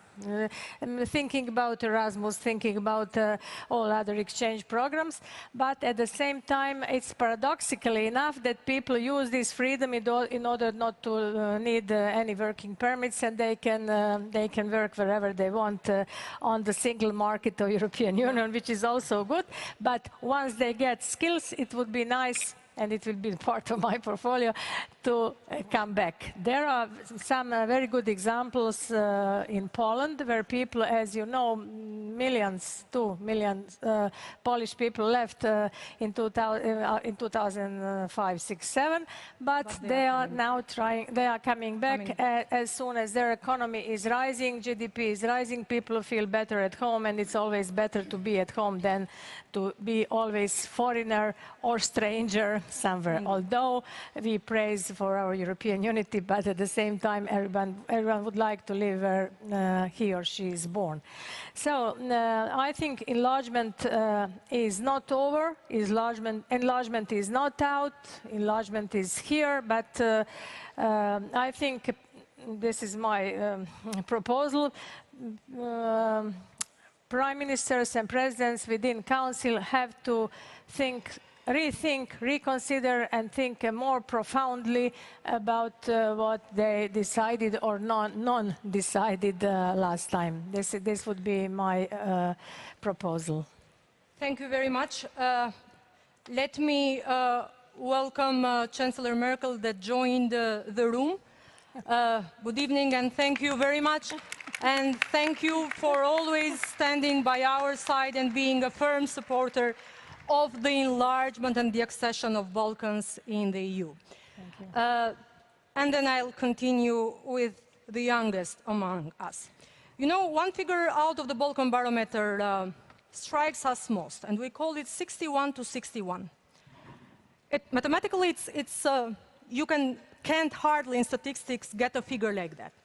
61% of the young people in the region are firm supporters of EU integration, and 61% of the young people from the region are eager to leave their region.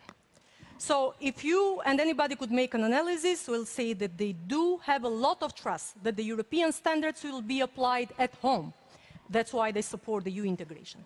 But once they feel that these standards are not applied, the same amount of people, young people, are ready to leave. So, and I know that there are no universal recipes, but how do you see your role as well, as a non-profit and non-governmental organization, in pushing for your generation to have a better perspective at home, and trying to shrink this problem of brain drain, which is becoming such a big one in the region? Well, And sorry, we have 15 minutes, so I think that we'll wrap up in short. Okay, thank you. And thank you for this question. I think non-governmental organizations such as IRI play an important role. Of course, it is not our role to stop brain drain. We can possibly do that, but we can contribute to ensuring that the young and bright professionals may have a chance of staying in their country and live there prosperously. IRI's core mission, not only in the Western Balkans, but everywhere in the world, is to advance democracy and freedom. And there are different ways and methods how we do it. It's similar to what Mrs. Pak already said about the Robert Schuman Institute. We link people with their governments, we guide politicians to be more responsive to their citizens, and we motivate people to engage in the political process. And I might be subjective, and my colleagues may argue, but I think this is the most important part of our work, motivating people. And I've been with IRI, and I've been working with young politicians for the past 8 years. I think that oftentimes they lack the motivation because they don't find someone, if they're a young political leader within their own party, to listen to them, to listen to their concerns. Because oftentimes they approach us exactly for that, to listen, to help them find their voice, to demand a seat at a table. And if there's one thing that I would highlight as a positive development in Bosnia and Herzegovina, it's from our work with young political leaders from different political parties and EPP member parties as well, who have found partners, sometimes not within, seniors in their own parties, but with their peers in other political parties. And I think that is very valuable for the future of this country and the entire region, that they learn that compromise is good, that they learn that cross-party cooperation is essential for the development of this entire region and for our European integration, that ethnic divides do not help us. Yeah. I'm also encouraged, by the leadership of Chancellor Merkel and President-elect of the European Commission, Ursula von der Leyen, with their latest messages on the European integration and the prospects of, our countries actually eventually joining them, as well as the U.S. engagement. And there is a renewed U.S. engagement with, Special Envoy Matthew Palmer and Ambassador Granel in Kosovo and Serbia. I'm also very encouraged by what you said throughout the panel. I think it is immensely important to keep, the Western Balkans engaged. But, I can't ignore the big elephant in the room, as Mrs. Pak and, Mrs. Schultz already said. The French had a, coming from Bosnia and just speaking with young people over there, it is very discouraging, I have to tell you, and I can't imagine this, atmosphere, what it's like in North Macedonia at the moment, in Albania. Well, standing at the blue side of London. Yes, so I think, there are many statements that Mr. Macron made in his interview for The Economist, but there is one I would like to highlight, and he portrayed Bosnia as a ticking time bomb. Incredible. And that is not only factually incorrect. Our institute has been working on countering violent extremism in the entire region, so I know for a fact that this is not correct because we work with security agencies there. But maybe I would agree that Bosnia is a ticking time bomb, not for the reasons that he cited, the return of women and children from Syria and Iraq, but because we have Russia and its anti-Western proxies undermining the sovereignty and territorial integrity of Bosnia and Herzegovina, and I think also other countries in the region. I mean, just, think of Montenegro and what happened there. Yeah. And you mentioned Russia already, and I think it is so important for all of us to really focus on the Russian influence in the region. Russia has its political proxies, and, sometimes we investigate and examine the disinformation campaigns, and they're out there, and there are, different proxies that are implementing those. But sometimes it is out there, and you can see it. For example, in Bosnia and Herzegovina, we know that the Russian ambassador is undermining the sovereignty of Bosnia and Herzegovina. So I think it is an important thing to discuss. I am happy that the EPP is paying attention to this information, and one of the resolutions was on that. And yes, happy to discuss it more if we have time. Well, thank you very much for bringing such a sensitive issue, but we all know that when EU clout is at its peak, then the reforms are pushed and there is no gap or vacancy for others to join, not only Russia or China, but nationalism, autocracy, and all that is present in the region. Doris, we only have 5 minutes, and I would ask you, so 1 minute please, and then 1 minute to Dubravka. So what else can the Commission push for and then Member States push for? So from the region, we have a good story of regional cooperation, which was the free roaming agreement. We are working on other agendas. One of those that is close to our hearts is the mobility, so the recognition of professions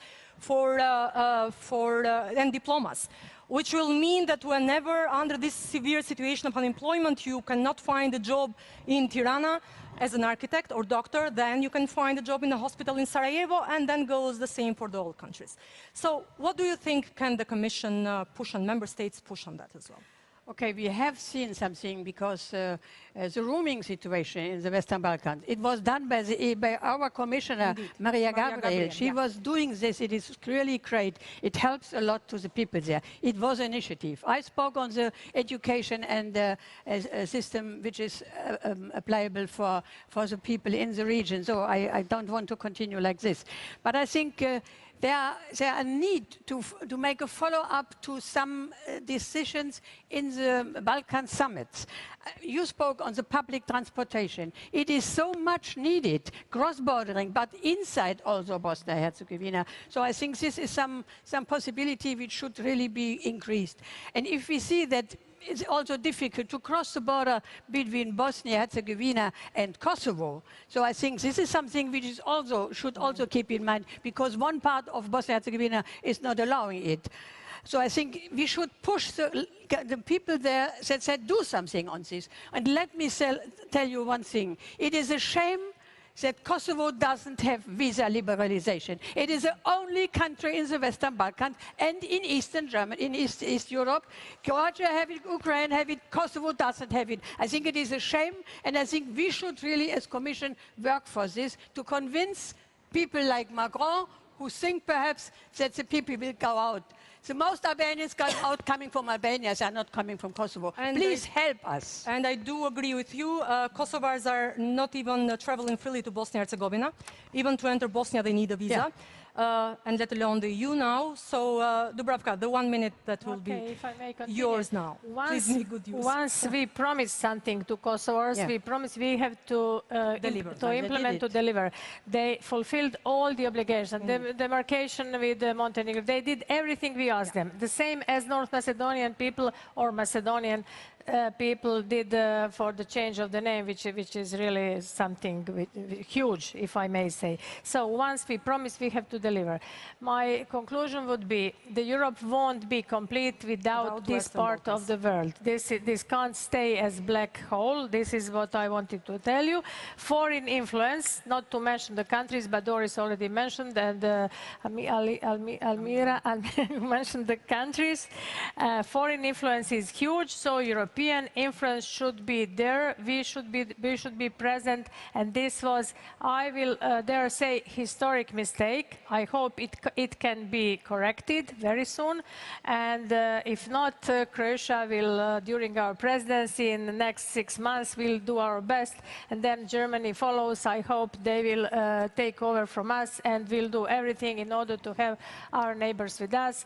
As I want to, of course, all the countries, Montenegro, Serbia, Kosovo, Albania, North Macedonia, but for us in Croatia, Bosnia and Herzegovina is very, very important. You have to know that we share the longest border in Europe. The border is longer than between Russia and Finland. So this is the longest border in Europe between Croatia and Bosnia and Herzegovina. It's not easy for such a relatively small country to keep the border. As you know, there are problems. I don't want to open a new topic today, so let's act together, and I'm looking forward. So there are still a lot of things in the long road to hoe, but the Balkans, so the EU will not be completed without Western Balkans. Let me wish you good luck during the EU presidency next month. Amila, good luck to you, and I have to commend your energy and the hard work. Doris, your energy is really surpassing us all, so I think that you are the most energetic one in this panel. And so thank you for participating. And the last remark from me, since I'm trying to take care and facilitate the regional cooperation this year, I would say that the regional integration, it has a sense once the final land is European integration. Otherwise, it's going to be quite difficult to achieve any success story in the Western Balkans. Thank you very much, and good luck with the remaining part of the Congress. Thank you. Thank you. Is a former candidate for President of Georgia and the chairman of the United National Movement, Grigol Vašadze. Dear EPP family, I would like to express my deep gratitude for this opportunity to speak to you. First of all, please allow me to thank President DAUL. Je vous remercie, Monsieur le Président. Je vous remercie pour votre amitié, pour votre conseil et soutien pour la Géorgie et notre aspiration européenne. A lot of thanks to our Lithuanian friends for tabling that resolution, which is demonstrating a new perspective for Georgia's European aspiration. And only a few days ago, I planned to speak from this podium just about perils and challenges Europe as a whole is facing. But given recent events in Georgia, I am unfortunately obliged to speak only about my country. Dear friends, quite simply, let's put it quite simply, democracy in Georgia is not under peril, it's nearly dead. After the last violent dispersals of peaceful demonstrations, it's clear that oligarch Ivanishvili is firmly on the authoritarian Putinist path.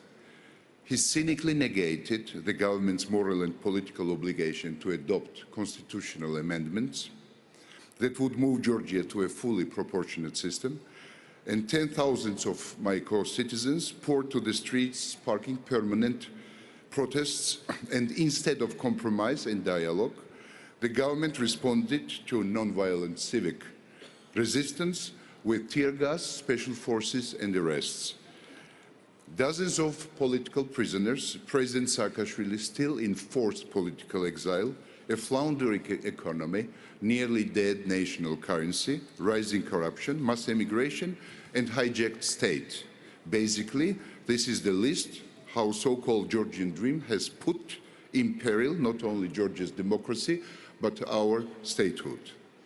And while a heroic doctor, Vaja Gaprindashvili, who crossed the Russian occupation line to save a dying patient, remains in illegal Russian detention of occupation forces, the government of Georgia neglects one's own duties to the citizen, to this particular citizen of Georgia, and instead is busy persecuting the opposition. With 20% of Georgia's territory occupied by Russia, Georgia is the only state in the region without absolutely any security guarantees. Georgia's only security guarantee thereby is a state of our democracy that will determine if we're successful enough to go and join our European family, European Union and NATO. Today, all opposition parties of Georgia and the youngsters at the forefront of the protests demand resignation of the corrupt government, appointment of snap parliamentary elections based on proportional elections and conducted by an impartial election administration absolutely in line with 27 recommendations of OSCE and ODIHR. The United National Movement, as the strongest opposition party of my country, will inevitably form government after the next parliamentary elections. And we will do so based on Christian democratic values, on social market, on positive economic and social program, on ideas and values of Adenauer, Erhard, de Gaulle, Hjalmarsson, Martens and other founding fathers of Europe. Europe that will stand strong and united regardless where the challenges and perils are coming from Russia or from any other place. Thank you very much for this wonderful opportunity, ladies and gentlemen. Thank you. Gentlemen, please join me in welcoming to the stage a former mayor of Tirana and the president of the Democratic Party of Albania, Luzim Basha. My first words are the words of gratitude to President DAUL for his tremendous leadership and courage in leading our political family through challenging times. My second words are to Prime Minister Plenković and to our sister party, the HDZ, to thank them for the hospitality and to wish them success in the presidency of the European Union starting in January, a great success and a victorious campaign for the re-election of President Kolinda Grabar-Kitarović and success of your svoju lijepu domovinu.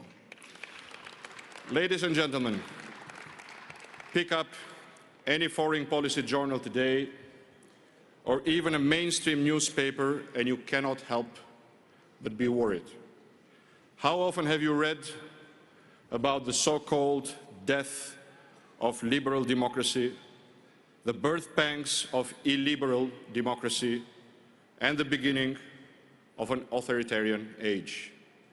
The EU is being written off by many as an irrelevant and dated institution.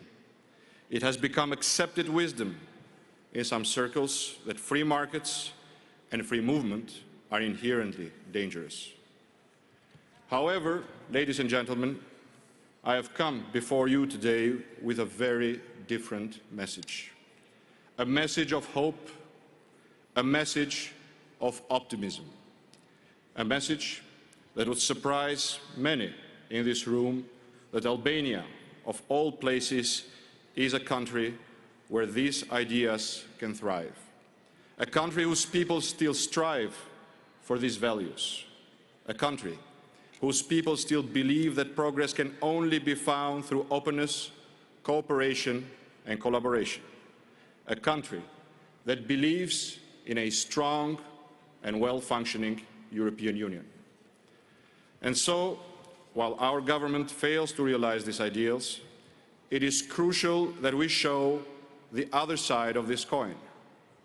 What we are working towards is truly transformational in Albania, in line with the spirit of our people.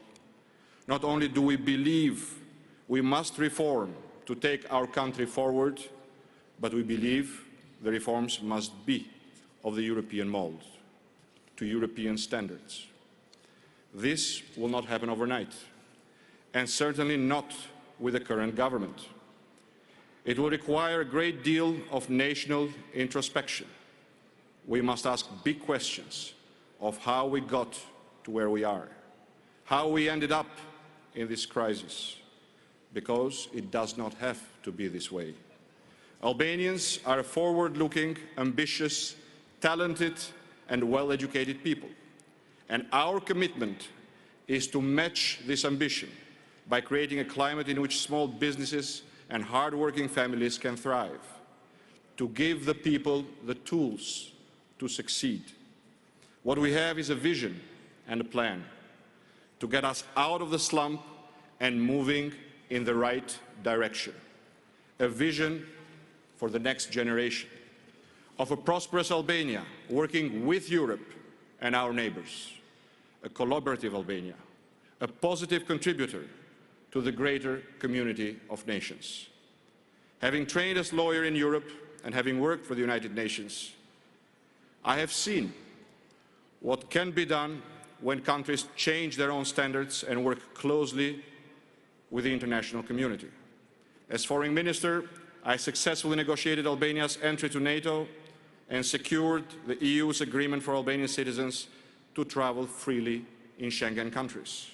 I know from my experience that working together and delivering on reforms is the best guarantee to success. Friends, ladies and gentlemen, to realize our vision, we must all work together.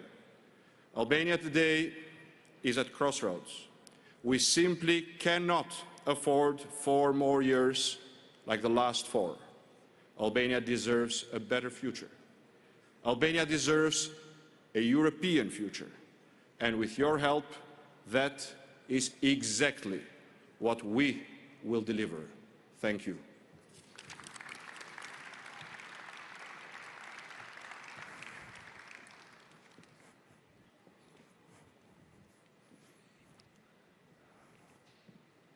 Our next guest is a co-founder and co-president of Belarusian Christian Democracy Party.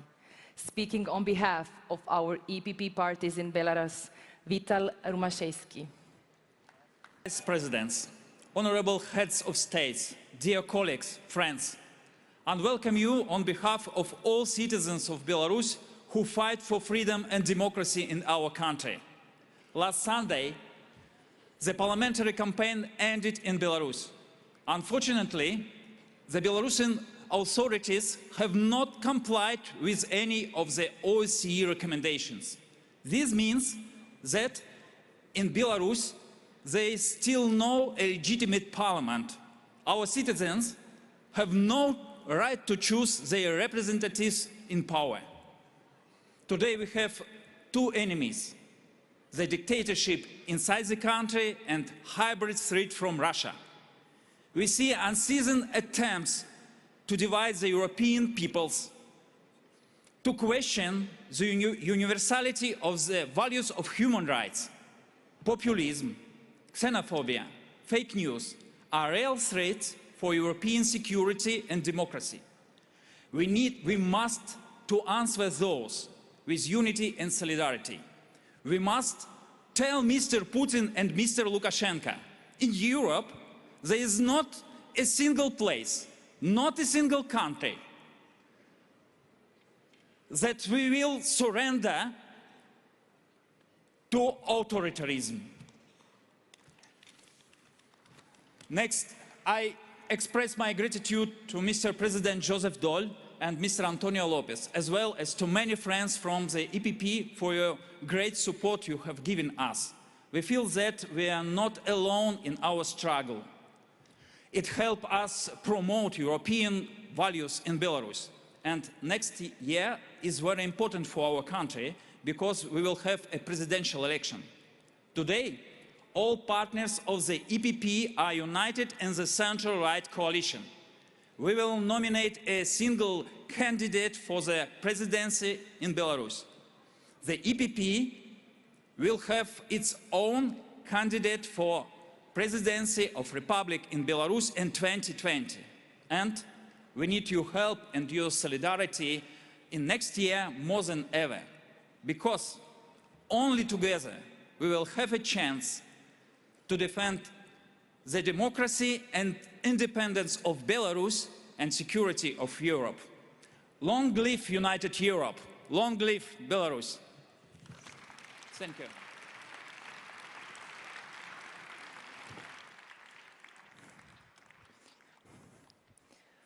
Ladies and gentlemen, please join me in welcoming to the stage a former Prime Minister of Ukraine and leader of Батьківщина, Юлія Тимошенко. Пане президенте DAUL, я хочу подякувати вам за те, що під час вашого президентства Україна завжди була серед пріоритетів в вашій роботі. Я дуже дякую вам за підтримку